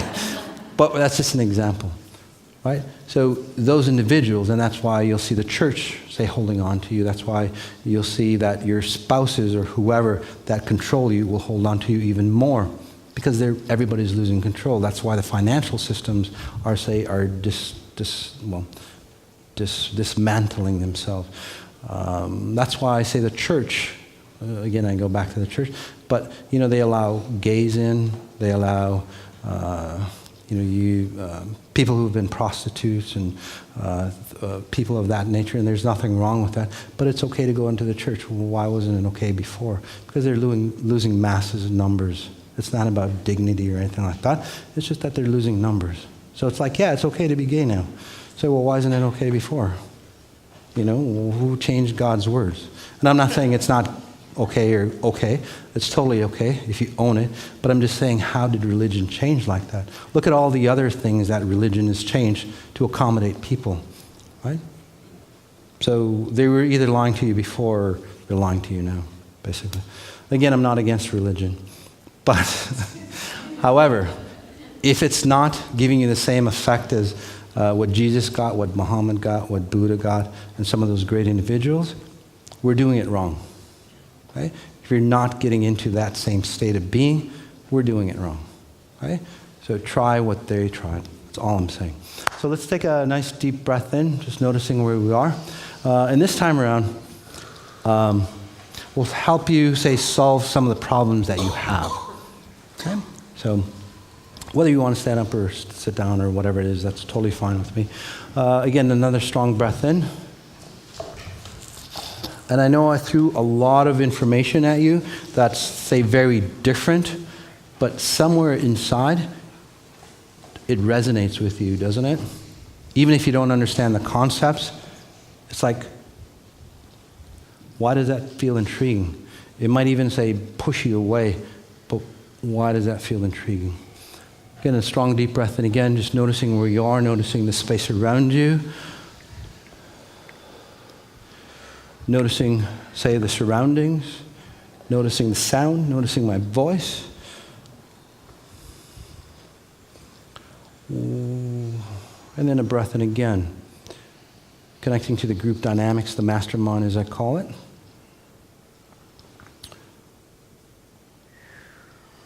And as we stand or sit or lie down, for those people at home, I haven't forgotten about you. Noticing your surroundings. Asking ourselves, how do I connect to pure source even stronger? Again, that question, how do I connect to pure source even stronger? And notice, even if for the first timers, that you can get into, so that you can get into those deeper states readily. It's the same frequency as nature, if you think about it.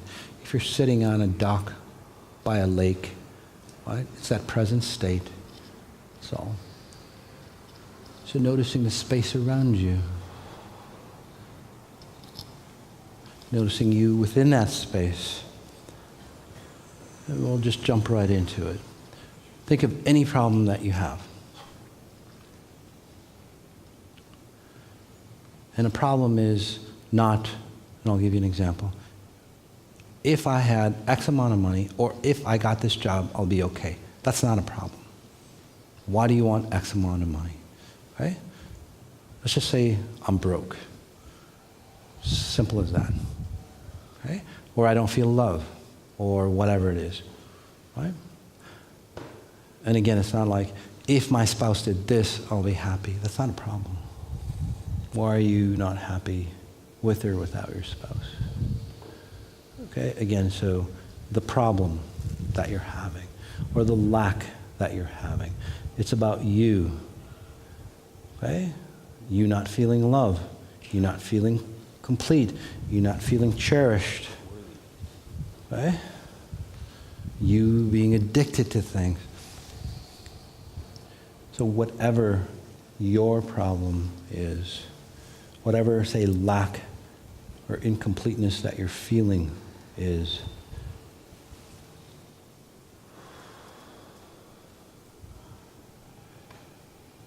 notice where it is, notice where it resides in your body. For some of you, it might be a little outside your body, if you're, say, depressed, anxious. Or if depression, anxiety, and so forth runs in your family.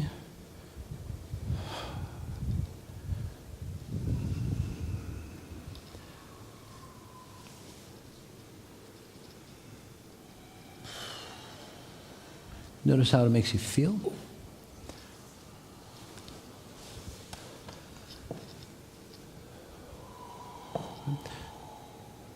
And really capture that feeling. Okay, notice how it feels. Notice where it is inside your body or outside, or is it an image or a feeling, whatever it is.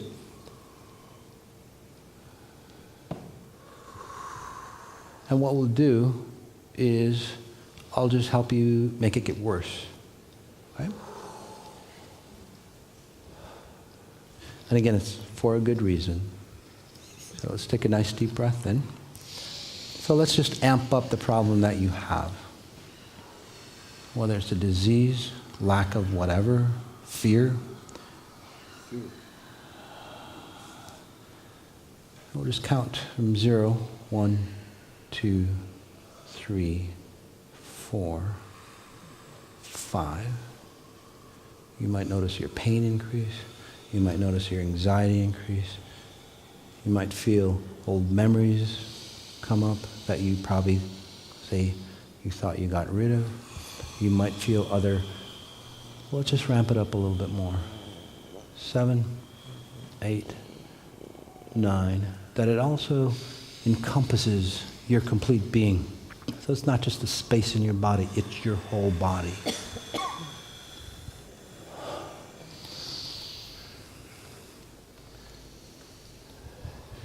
Notice how it makes you feel. Nothing's changed at a physical level. For those who are fearful, why are you in fear right now? You're totally safe. Why are you so worried about the future? If you ran these patterns, $1 billion would not resolve your insecurity.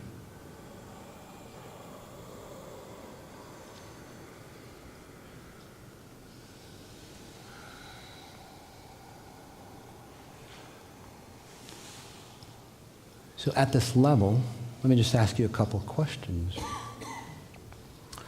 Did you create the distortions or the lack or the problem that you're experiencing right now? Can you step forward a little bit, sweetie? Thanks.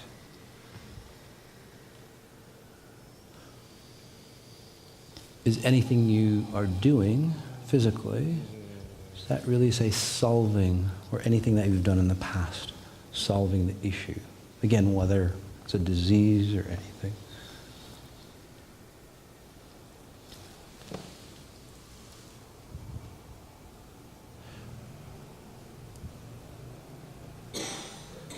If you change your programming, can you get rid of the issue that you have rather quickly? And again, notice the answers that pop up for you. It's not about your belief systems.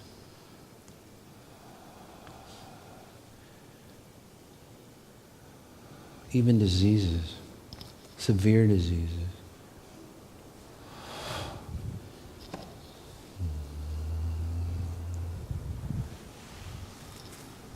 Take a breath in again. And then let's just compress that problem back to its normal state. Again, just the normal state. Again, notice where it resides in the smaller part of your body. Although it's the same problem at the normal state, do you see how it actually feels better? It's just a point of reference. So with that in mind, let's pull, whether it's a physical pulling out or a mental, you can just reach in wherever it is and just pull it out of you and then just hold it in your hand.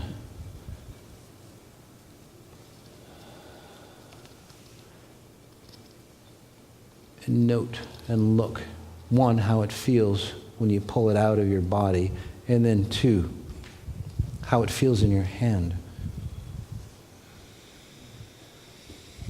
You can turn it around, you can play with it, right? It's a 3D model. Is that you? Or is it just programming?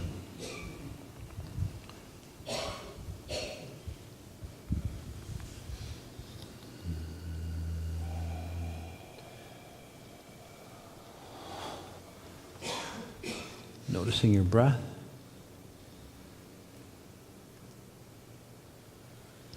And just hold it out further.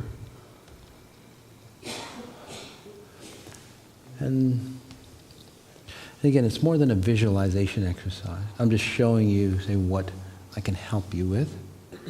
Right? What if you compress that, made it smaller? Because you saw how, say, when it encapsulated you, say it magnified. But what if you could make that issue smaller, make it tinier?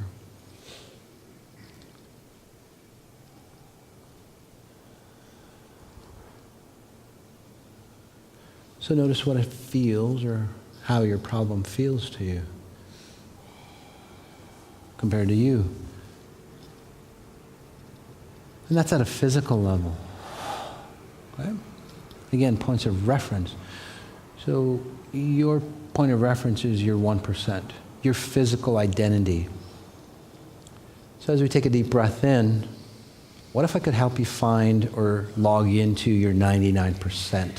Notice your problem. Right? And we'll do that. I'll help you do that. Again, it's more than a visualization. Right? I don't have to work on you at an individual level because I'm not really the one who heals you. It's you. I'm just helping you awaken to who you are. So as we take a nice, strong, deep breath in,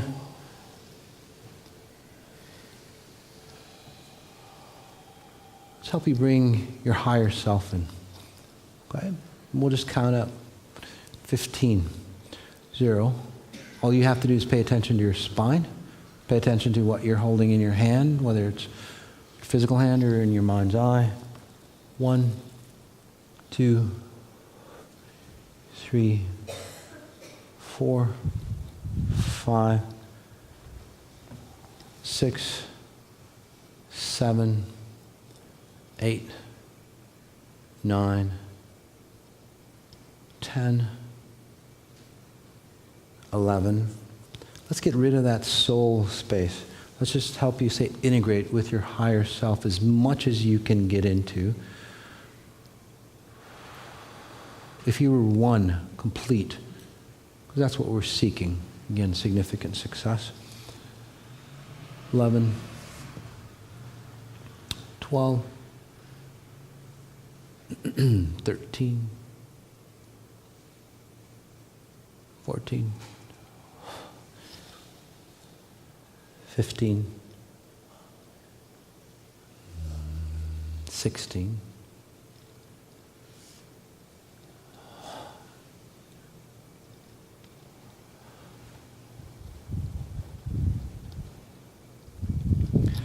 And perhaps noticing, say, the expansiveness.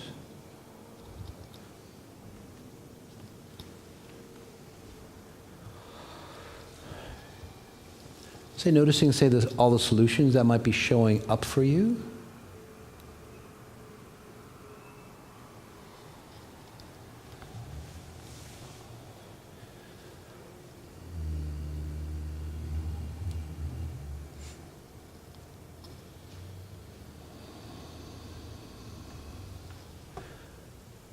Noticing, say, all the possibilities, all the tools available to you, or knowing that's available to you.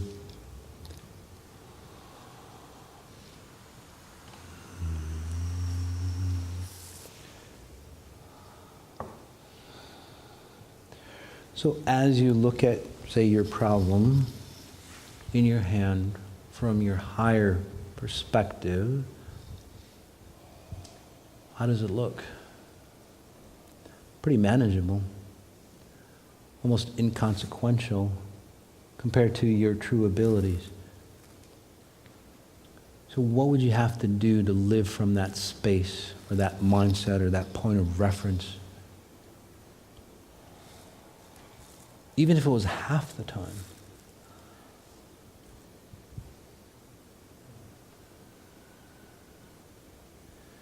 And it's just an open question. You don't have to answer it. But if you could ask yourself, now that you know how it feels, what would you have to do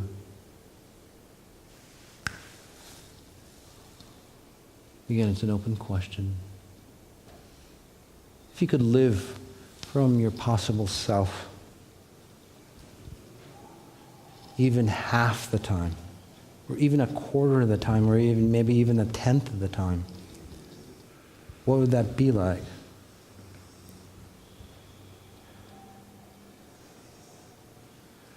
So just take a deep breath in.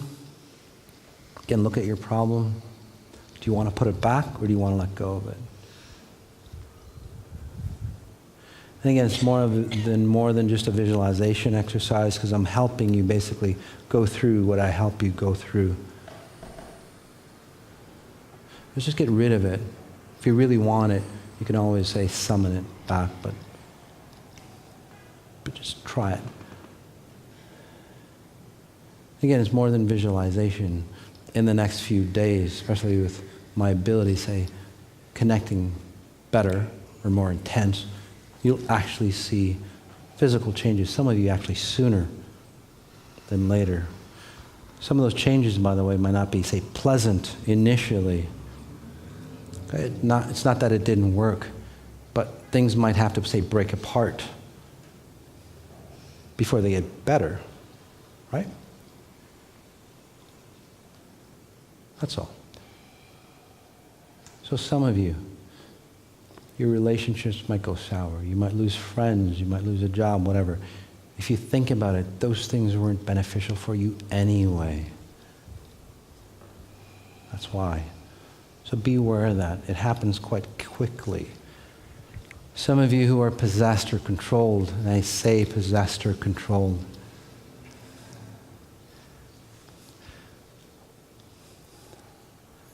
right? You'll see darkness around you. You'll see fear. You'll hate me, probably.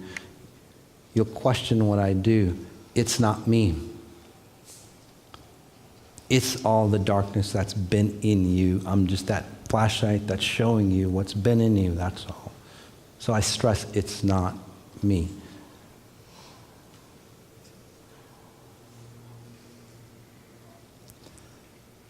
And again, it works rapidly from what I've seen with people I've helped. Another strong deep breath in. Again, noticing the space around you. Just getting rid of that issue or whatever was in your hand. As you open your eyes whenever you'd like to. Welcome back. How do you feel?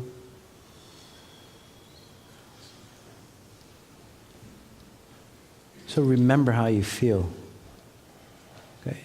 Because you can always come back to that, especially in times of stress.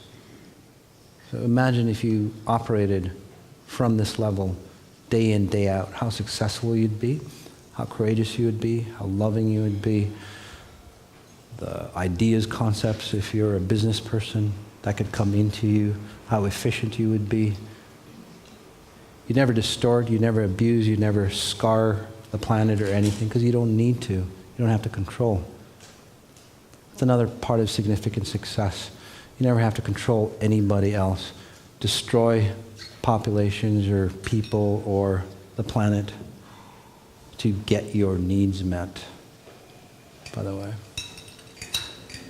So we'll take a half an hour, and then at 9:30 we do an advanced 21-day Medihealing. So for those who are up to it, just notice it is an advanced, so you guys are kind of lucky.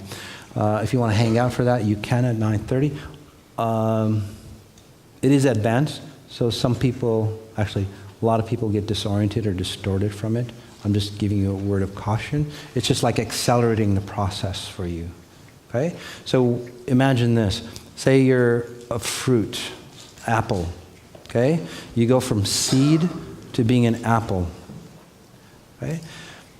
That takes, I don't know, how long does it take? Like 2 months? 3 months? Whatever. Say 3 months. Okay? So you go from, again, the seed to a full, complete being. Okay? And I'm just giving you an apple example. So 3 months, there's still a lot of pain or growth in transforming from one aspect to another. So you're actually going to do it, say, in a very short time. A few days, maybe a couple of weeks. So that's a lot of, say, transformation. So it's really intense. And that's why it's an accelerated program. So if you're up for it, again, you're welcome to join. But again, just note, it will probably distort you most likely. But it's a good distortion. You might as well get rid of all the junk at once, right? While you're here. That's all. So we'll open it up to questions. Anybody have questions? Yes, do you have questions? Do we have the mic?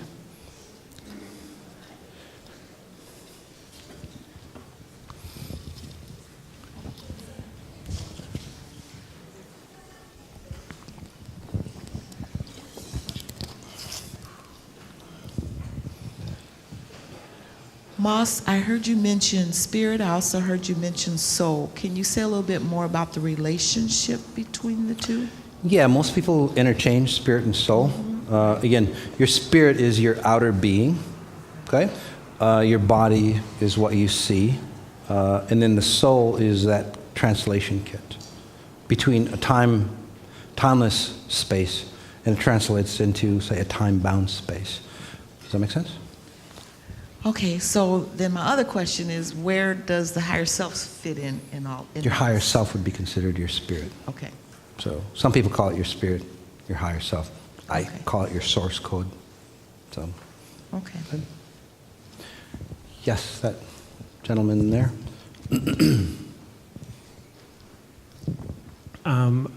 A couple of distortions I'm experiencing is I'm pretty sure my mom and a friend of mine is in me.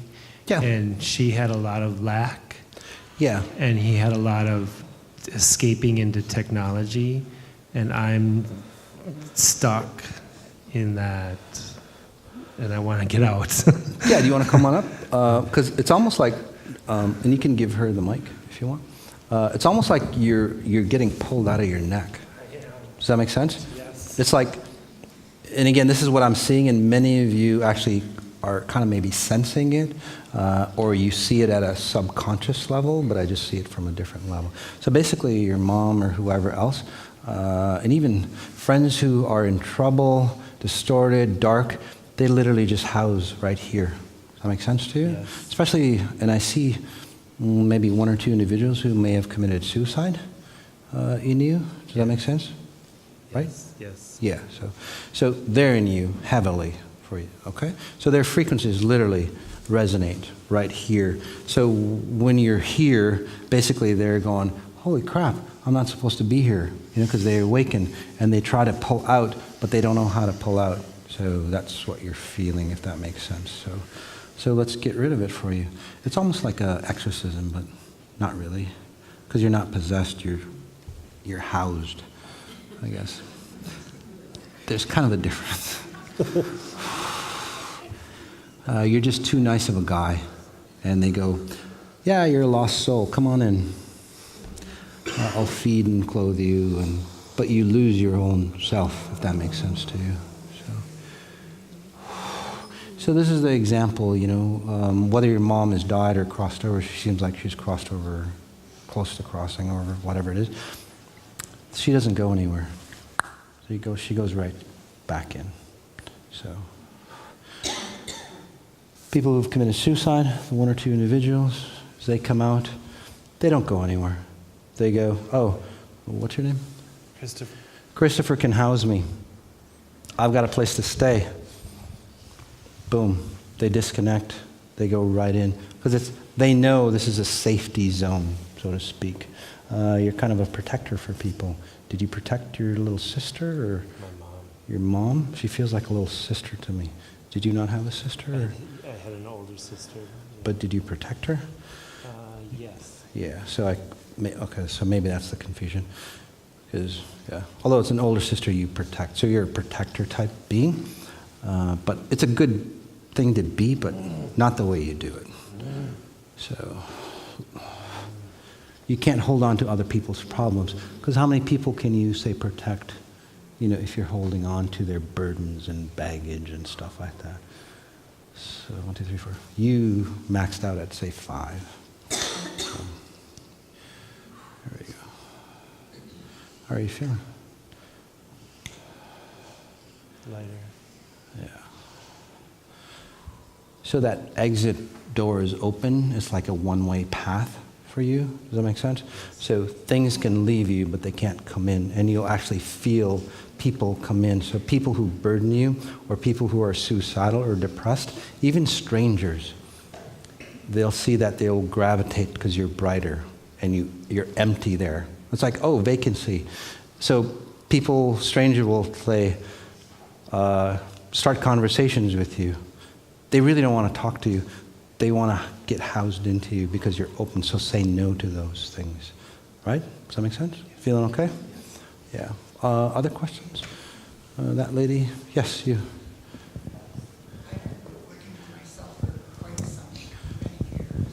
Yeah. Are you new to me, hon? Or? I'm new. I'm very new to you. Yeah. Do you want to come on up, sweetie? Oh. And you can ask the question. Yes. Okay. What's your question, though? Oh, my question 1, 2, 3, is, 4, 5. I've worked for a long time on myself and have made progress, but I'm feeling stuck, really stuck. And I don't know where to go from here. Yeah, let's just come on up and get rid of. So it's not like you house people, but you run. Say there's a code of honor of females that run in your family. Does that make sense to you? So that code of honor is you're always honoring that, even if it's painful. So say there's customs and traditions that we all honor at some level, although it's not true anymore. Does that make sense? And you haven't been able to escape from that. So let's help you escape from it. There is, say, a sense of, say, religion in you, although you might not, say, believe in a religion, or you've moved away from religion.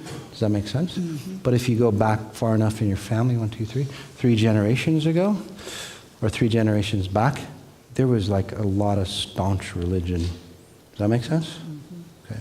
So that still controls you, or that's that honor that you abide by.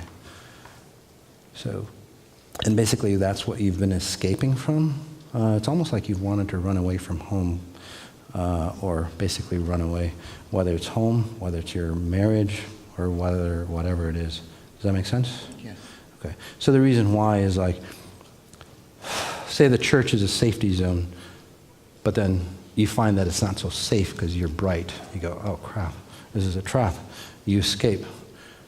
Your family that you came into, you go, oh, it's a safety zone. As you grow up, you go, oh, crap. So by the time you're 12, 13, 14, you go, God, mother's kind of weird, especially mom, because, you're a female, she's a female, she pushes in on you, and goes, gosh, I don't want that. So you escape, but unfortunately, you can't escape your patterns. It's just like trying to escape your skin color or your eye color. It's part of you, you know what I mean?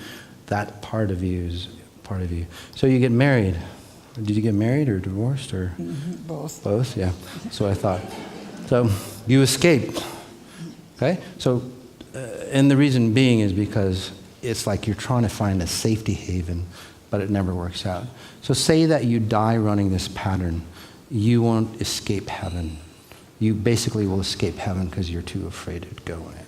So let's get rid of all that for you. Yeah, I guess you could lay down. And then, so for her, on say the mechanical side or the science side, is she runs 3 or 4 templates of, say, one, religion, and then how females run in that religion, and it's really an old abusive type pattern, like religion was back in the day, for females. And then a few other patterns of not feeling satisfied in any way.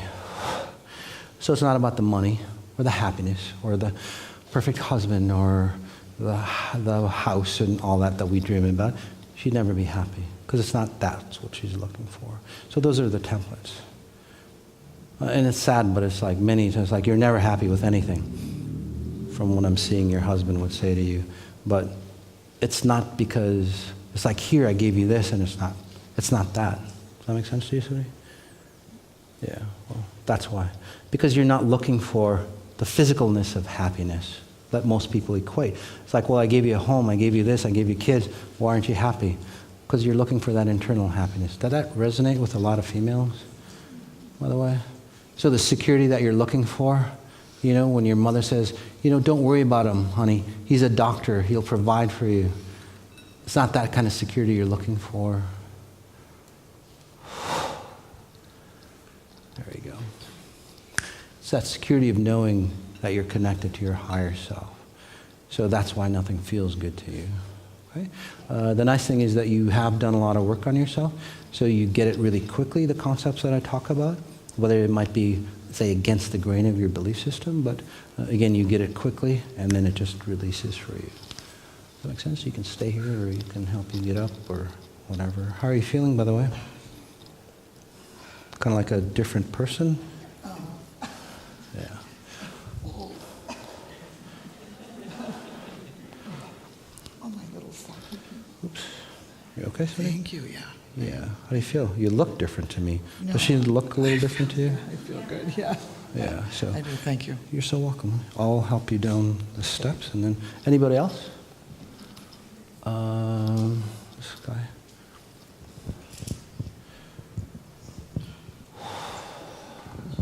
Oh, well, him and then whoever, you. There you go. Wow.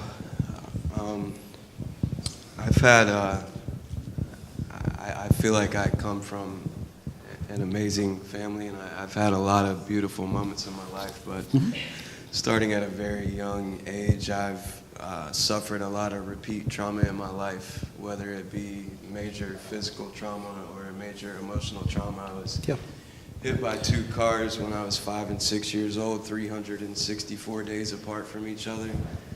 Both very tragic accidents. I was actually a combat, I'm an Army combat medic. I was with the 3rd ID whenever we first invaded. Speaking to the mic. I was a medic in the Army, and I was with the 3rd ID whenever we first initially invaded Iraq, and had my hands, you know, in and around. Lots of trauma was around. I mean, I can't explain it. I'm actually feeling more PTSD in this moment right now than I've ever felt in the last 15 years. Which is really good, by the way. Do you want to come on up? I'll work on you real quick. Okay. So what's happening for him, and you can give the mic to her, is that, so in his family pattern, there's a lot of goodness, physical goodness, but it's, say, laced or packaged with abuse. So, for example, you have a beautiful party on the inside of your house. On the outside, there's like warfare. There's people getting beat up. You hear shotguns, you know, stuff like that. Does that make sense? So basically, you're in the neighborhood of Chicago. Okay? Beautiful inside, everything's perfect. On the outside, so you can never say, feel really good about what you have, because there's always people who are worse off than you. Does that make sense to you? So no matter what you have, you will run patterns of, well, being abused, seeing abuse, or being attacked, all that. So, I'll just hold on to you tight. So you're here, and I've seen you before, I think. So now is the moment that it's like, shit, I got to get out of this space. And it's all right here. And that's why, you're a nice-looking guy and everything, but masculine-wise, there's that piece of victimhood in you. So it doesn't make you like a strong man, although you look it. And then you play the part and all that. But again, that deeper stuff is inside you. So let's just get it all out. And you're ready. So it's an easy, say, fix for you. All right, buddy? So just as a reminder, if you've had cases of PTSD and you've seen all that stuff in your lifetime, you can't compress it anymore. And that's what most PTSD type programs do. They force you to, say, accommodate the patterns that you're running. Exponential intelligence, that's what I do. That's what I've been talking about all this time.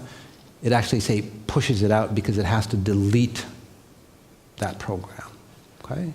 So, and for him, you're not only going to, say, remember some of the stuff in your lifetime, you're going to remember some of the stuff in family lifetimes, like, say, generations back. Does that make sense to you? That's how deep it goes, because it's not your pattern.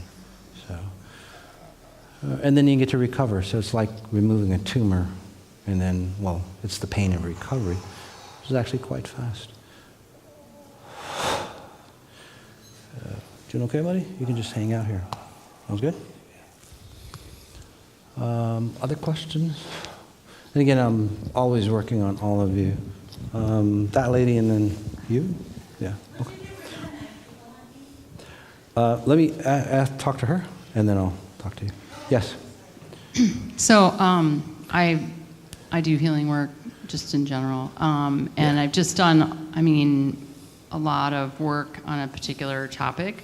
Yeah. But like now in this moment that I see like a lot happening here, and I'm also noticing that I'm having some challenges hearing things that you're saying, and I know that in the past that's because I'm like blocked from getting that information. Yeah. Do you want to come on up? I can just open up your healing abilities really quick because you're really thirsty for it.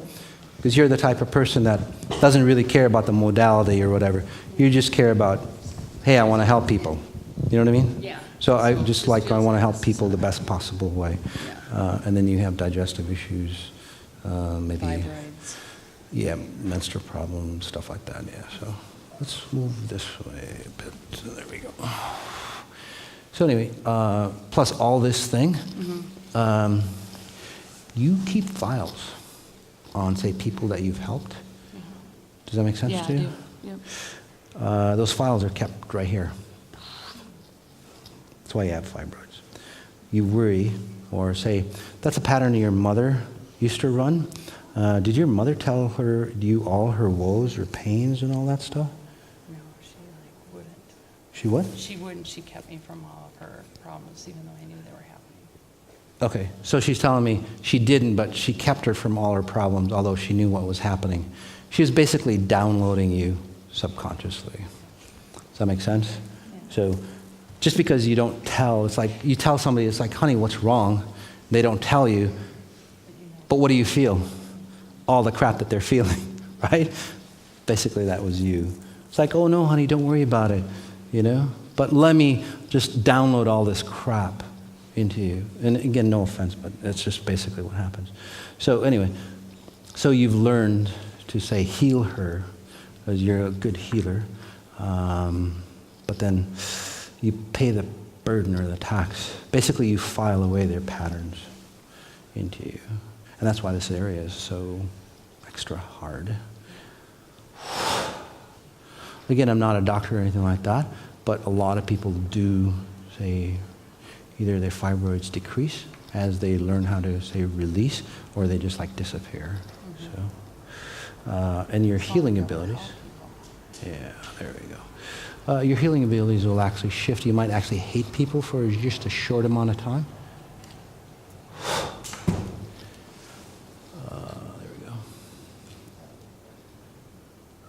And you do that to protect your space, to reorganize, and then you come back with, say, different abilities. All right?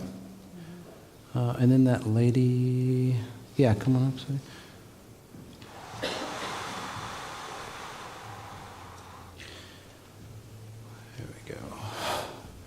Feeling okay? Very bright? Yeah. Very clear? Yeah. Yeah. Do you want to stand here maybe? There you go, Sajady. So what was your question? You told me I had 8 or 9 people stuck right here. Oh, yeah. So the people, basically that's how you channel, or that's how you get your information. Oh, Does so that make don't sense get to rid you? of it, maybe. I don't know. Well, it's not benefiting That's you. what I do for a living. I know, but so for most people, yeah, that's what you do for a living, but it's not beneficial for you because as you age, you become mentally unstable.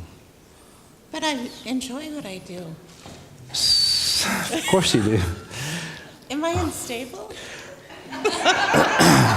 Well, I wouldn't. Well, let's just say that if I talk to you, like even today, your mind would be fleeting and you couldn't stay on track because you would go from one personality to another personality to another. So that's where, say, decision making kind of becomes difficult for you. That makes sense to you? Unless this one personality that's really, say, rigid comes in and goes, no, you're doing it this way. So, well, so people kind of look at her. So I think you can kind of am I tell. still going to be a medium when you get done with me? Yes. Okay, thank you. So, by the way, although this... You have good energy. Oh, thank you, sweetie. Well, thank you. Yeah. Actually, the people that you channel, they want to go to higher realms anyway. They are in higher realms. Yeah. A lot of them.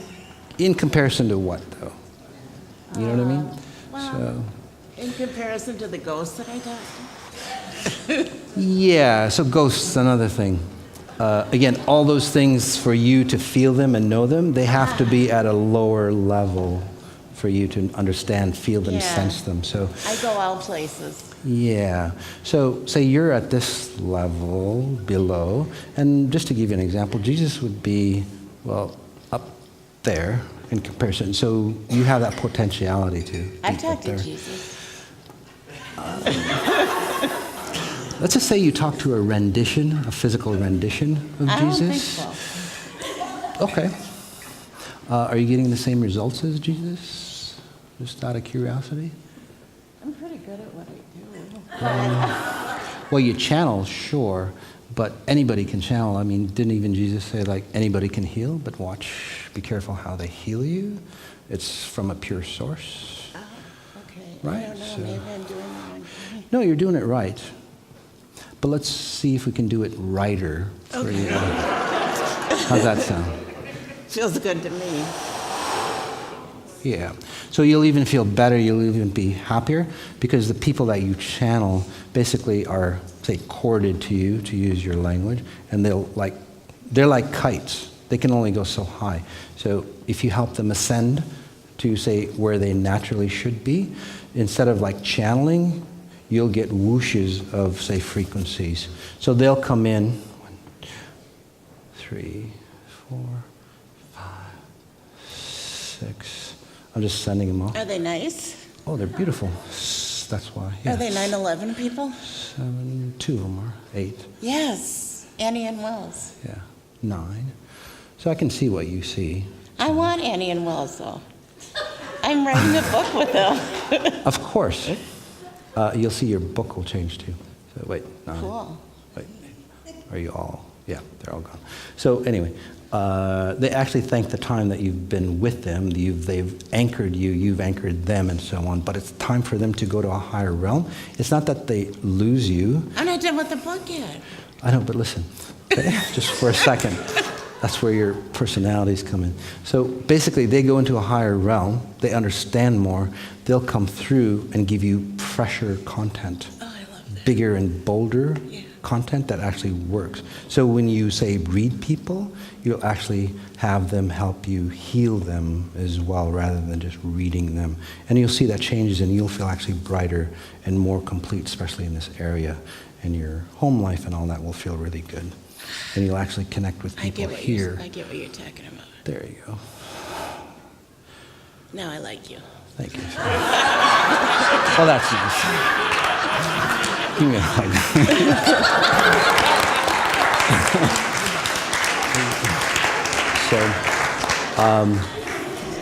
So cute. Anyway, guys. Explain that she's not going to reinfest that way now? Yeah, so you're not going to read the way you do.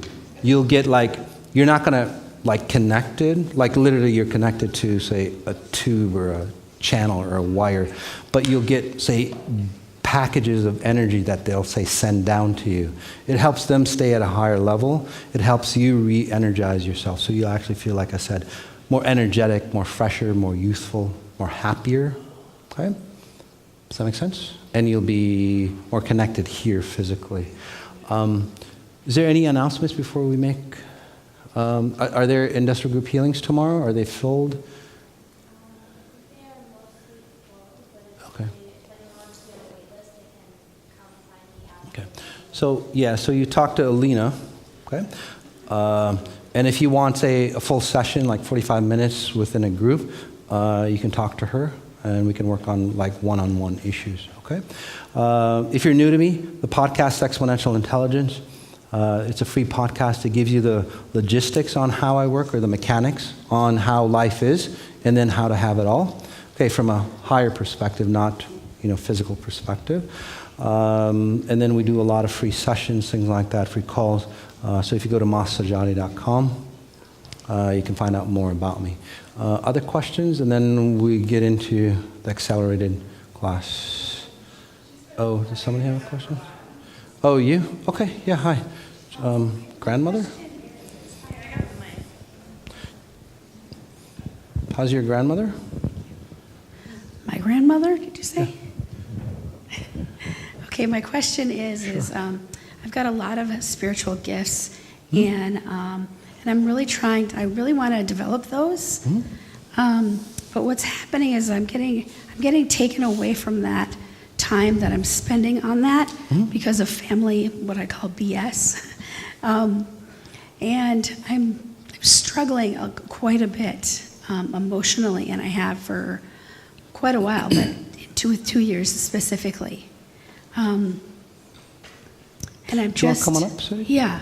Just to make it quick. So basically, your grandmother, a lot of your spiritual gifts, even the way you probably look a lot like your grandmother. I don't know if people have told you. Yeah.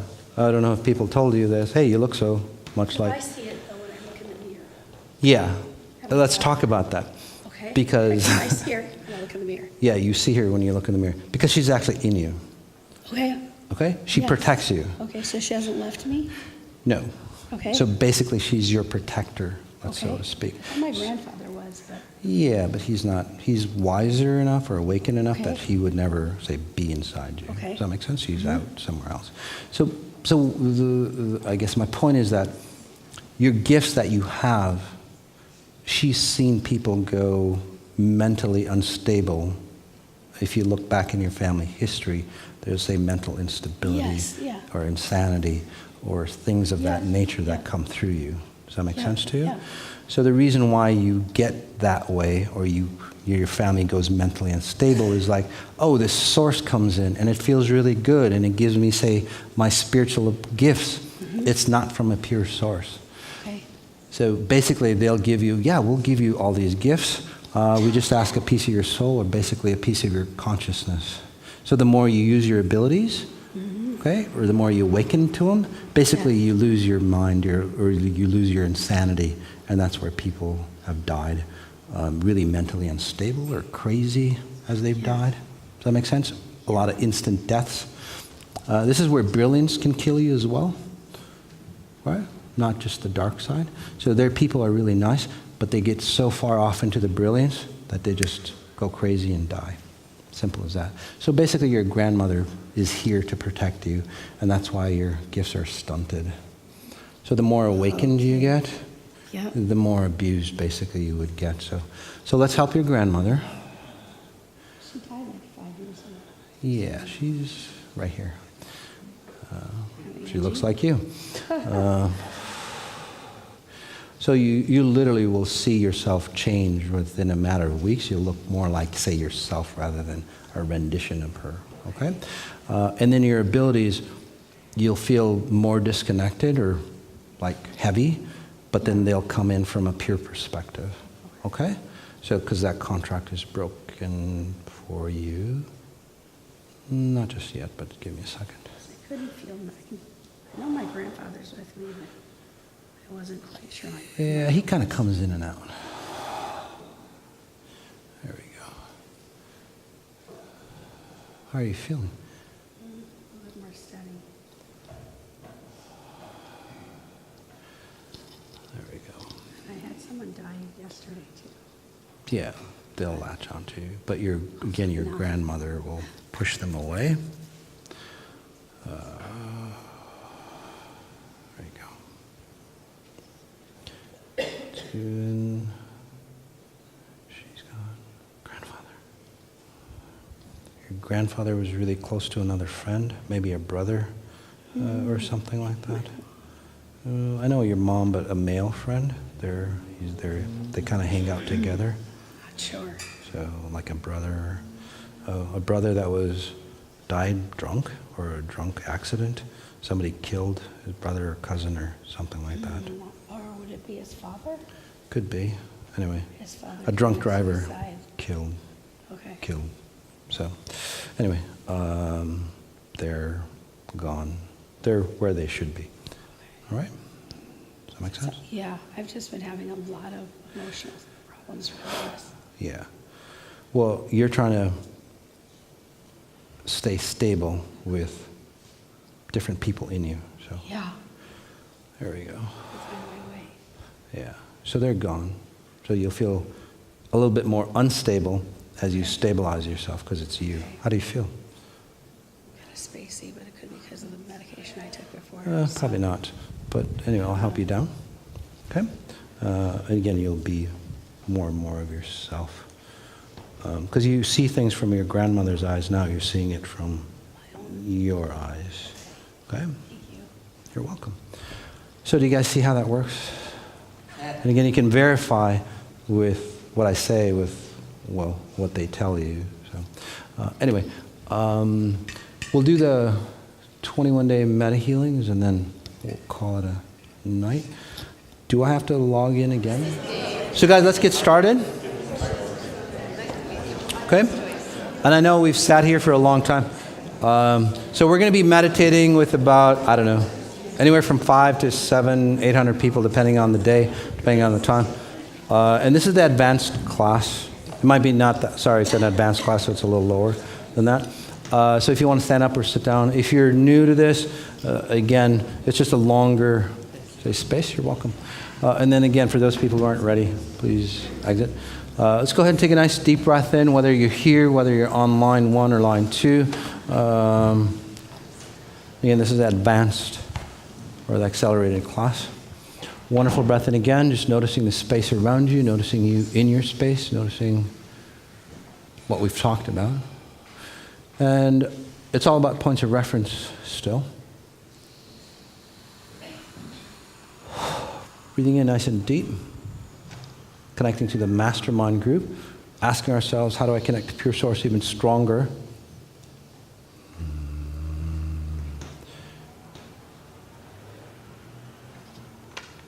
Again, that question, how do I connect to pure source even stronger? Always keep asking yourself of that. Basically, you're asking, how can I better myself? How can I be my best possible self? If you like that. Either way, it's the same thing.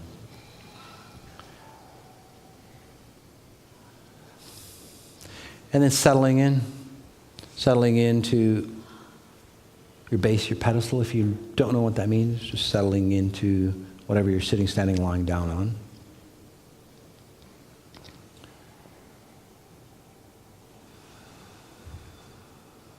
And in this meta healing, as we again go on schedule, whether you're new or not, is about time references.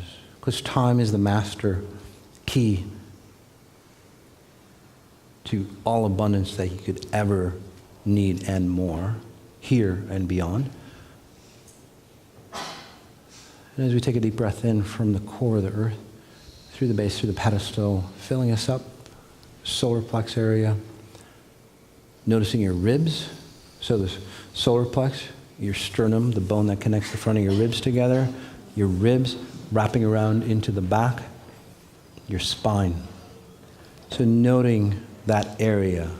Okay? So your rib cage, your complete rib cage. It'll keep you stable. So if you get unstable, whether it's now or later, notice your rib cage. You'll just have to trust me on this. There's no time for explanation.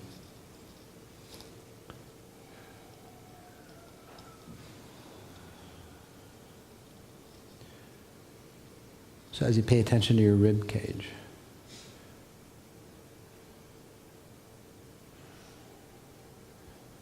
notice the rest of your body in reference to your rib cage.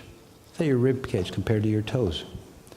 Your rib cage compared to, say, the wall that's in front of you, perhaps, or whatever's in front of you, something inanimate. Your rib cage compared to what's behind you. Your rib cage to the ceiling, or the stars, or the tree, or the sky above you.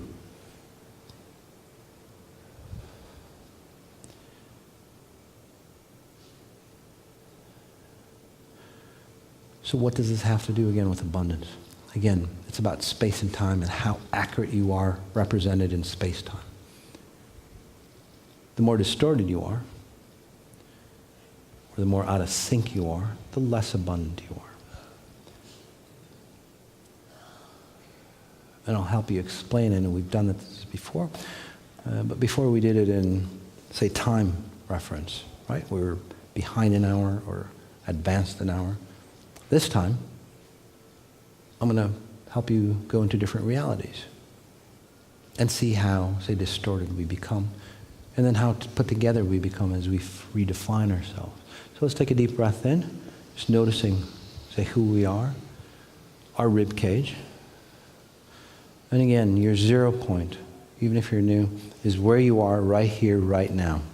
Okay? Not where you are mentally, not that you have to pay your bills or you're late or whatever it is, like where you are. So notice your feet, whether you're sitting or standing or lying down.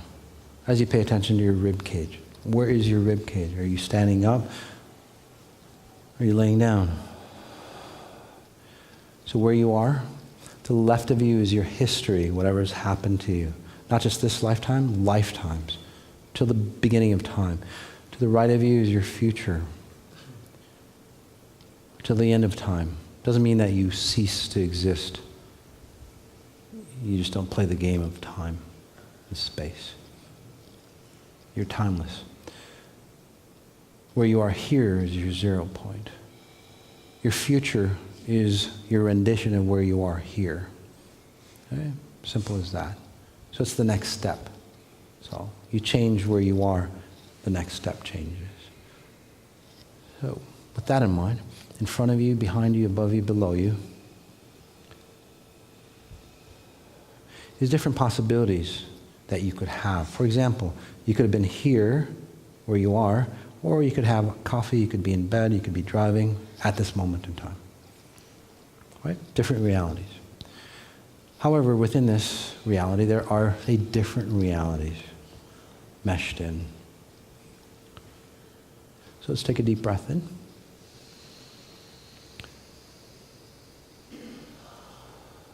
And I don't know exactly what reality you're going to end in, but I'll always bring you back here. Right? So in front of you, behind you, above you, below you, and again, where you are at the 0 point. It's a 3-dimensional model. Let's just push you down.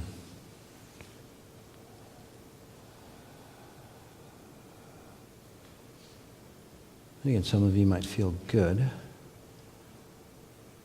Some of you might feel scared.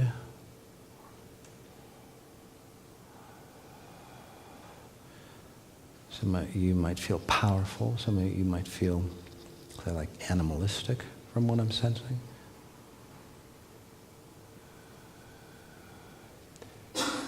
Notice that you haven't changed, but your identity or your sense of self has changed. Because you're resonating differently. You're in a different reality. Does that make sense to you? If you're here, shake your head.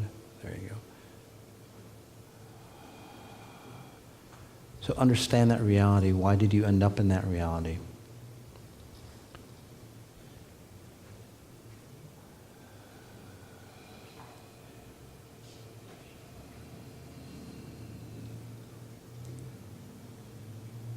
So as you stay in this reality, your new reference point or your 0 point is there.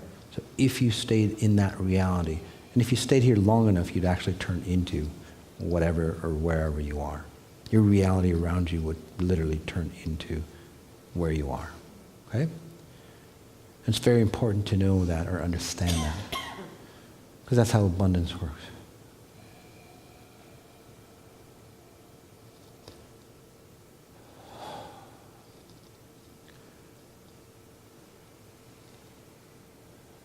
But if you look at your future, does it look different to you?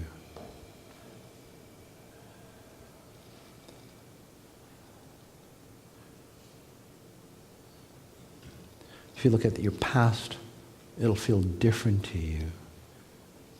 For example, 5 years ago, any aspect or any experience that happened to you, notice it. And notice it feels different according to the reality that you're living in now. It has to get you into that reality.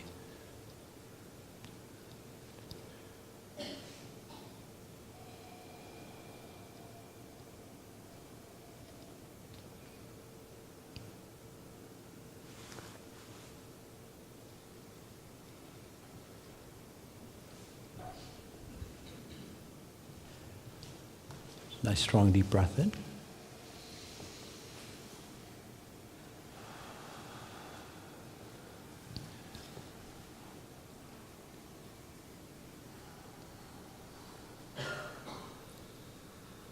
Let's push you, say, forward from that reality.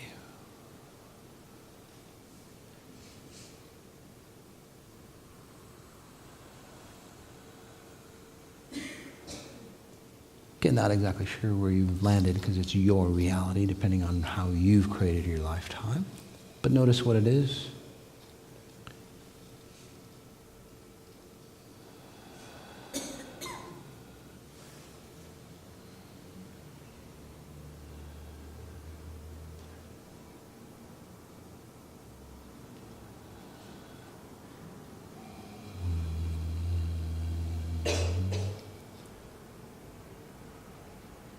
So again, if you existed in this reality long enough, you would turn into whoever you are, with your environment transformed.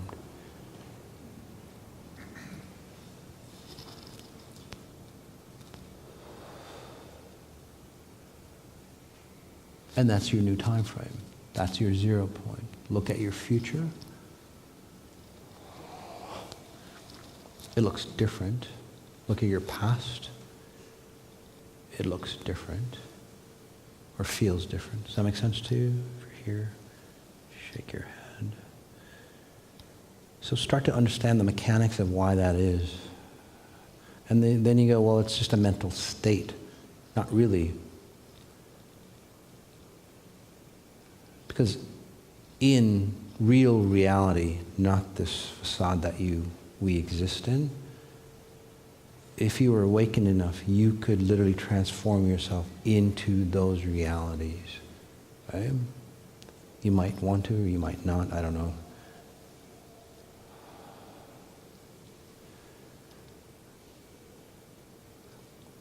And it's all about resonating.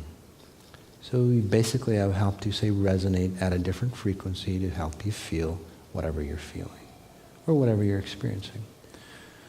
It's not about being good or bad. It's not about education. It's not about doing X, Y, Z. That comes later. Right? I'm not saying those things are all wrong. You don't need any of that.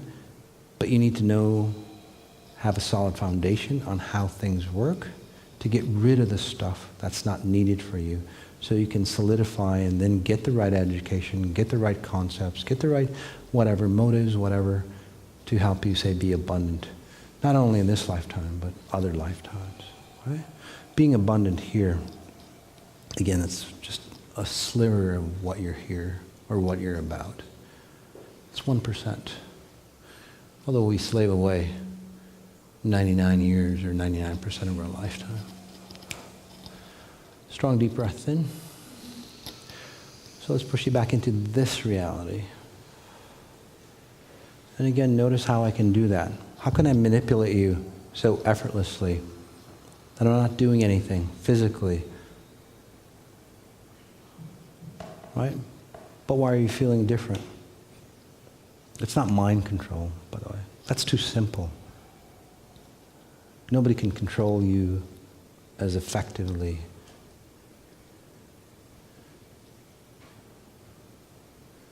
But again, it's just recreating you in different instances. So it goes beyond mind control, remote viewing, and all that stuff that, I don't know, because that's all physical stuff. And by the way, my abilities to get to these levels, you can never use it for harm. Because I don't need to harm anybody, control anybody, because abundance is ever present. So don't worry about, say, me controlling you. There's no need for me to control you. Right? That level or that consciousness does not exist at the level that I resonate at for. Right? Those are lower level consciousness patterns.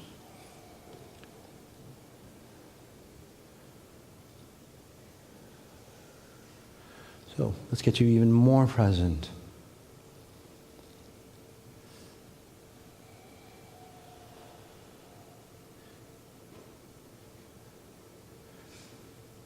And then some of us, especially in the accelerated class, according to, say, quantum physics theories, they go, well, there are millions or billions or trillions of you in different realities. So there's another one of you that's completely abundant. There's another one of you that's a man or a woman. There's one of you that is whatever, right? Again, billions, and it doesn't work that way. There's only you. There's only your existence here. You can only experience this reality, although some people can duplicate themselves. We're not going to talk about that. But as we take a deep breath in again from the core of the earth, through the base, through the pedestal, does that help you generate even higher frequencies, whether you're ready or not?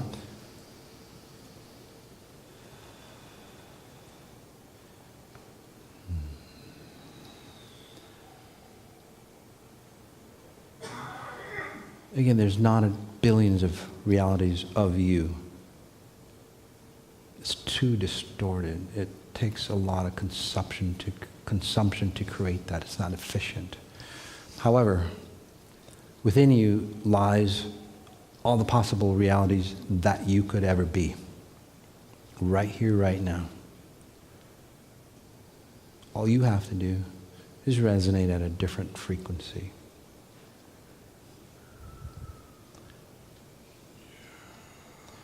You don't have to go anywhere. So as we take a deep breath in,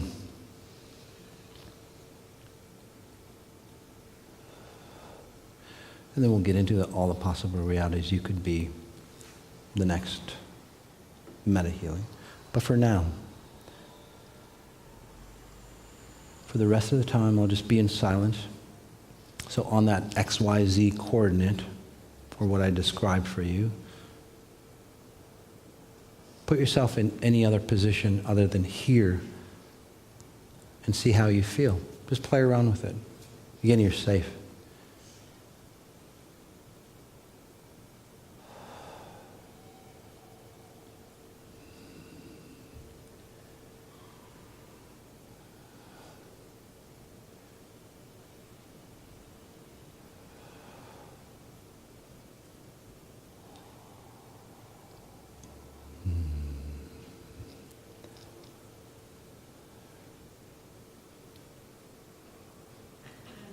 As you play around with it,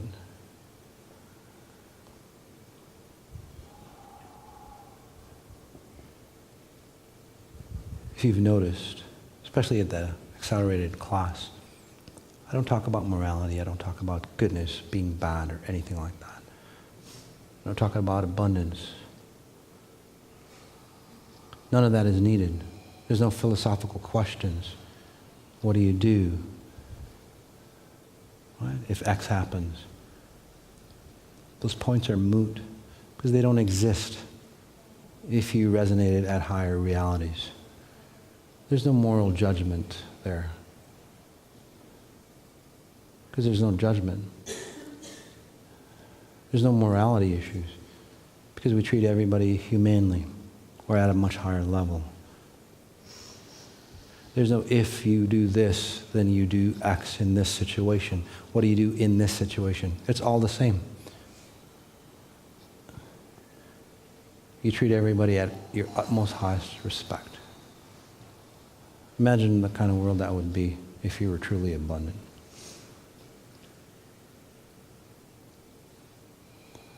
To get there, as we take another deep breath in, as I continue to work on you, it's about understanding the mechanics of space-time, not doing good deeds. That's an after effect.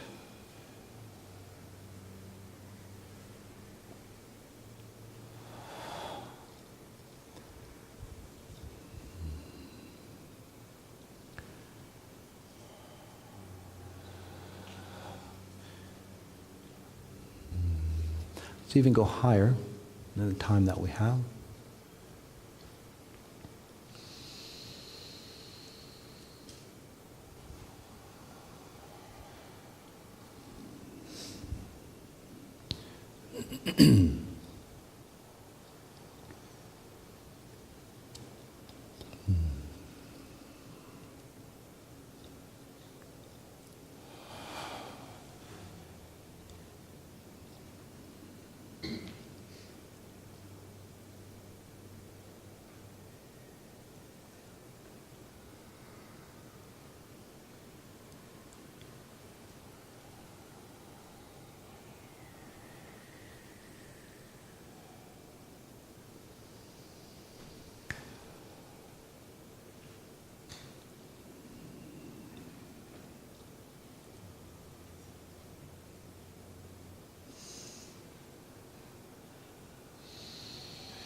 Just noticing the space around you.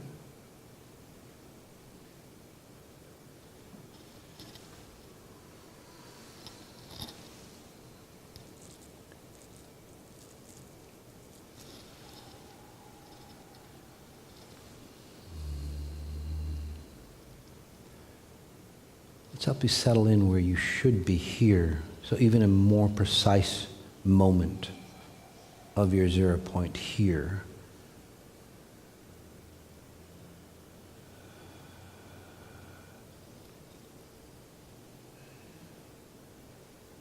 And even if it's your, say, a minute second off space-time,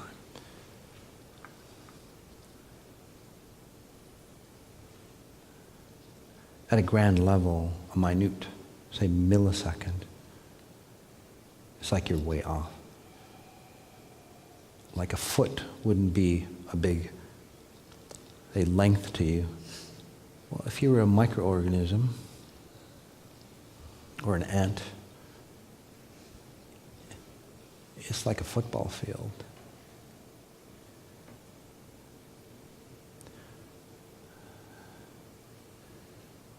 So even now, bringing you back into a more precise instance of who you are.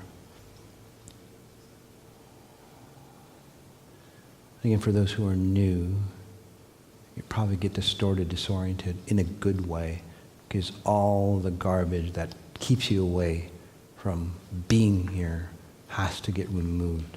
So be mindful. Some of it might be painful. Again, remember that.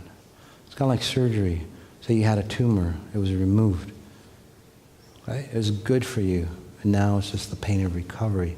Many of you who are on the accelerated, you'll just feel euphoric and expansive because you've already gone through that. Most of you, anyway.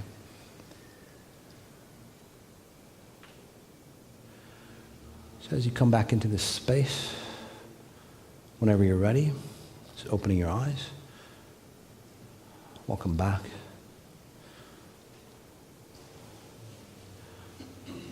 Guys feeling okay? For those people online, I'm just going to keep you online. If you want to stop the recording, because people listen to this over and over again, that'd be great. How do you guys feel? Different? Yeah. Again, disoriented. But again, it's good. It's kind of like a buzz or a high without the drugs or alcohol. So it's all good. But this is where you should be. Right? So the more you practice that, the better and better, or the more and more you get. So I know it's been a long space. 7 hours straight. Thanks for being here. Guys, notice what you notice. Again, you can always connect with me. Exponential Intelligence, Facebook, Instagram, social media. Connect. Thanks, buddy. On Instagram, I do daily posts on, say, tips, advice, techniques, things like that, to keep you in this space, always, say, at your prime. And then also the website. If you need to contact us, again, it's on the website, all the information. The events, I go worldwide. So if you have friends that might benefit, again, look at the website. I might be in that part of the world. Okay, and then I'm always here. So thanks for being here, guys. All right, take care, notice what you notice.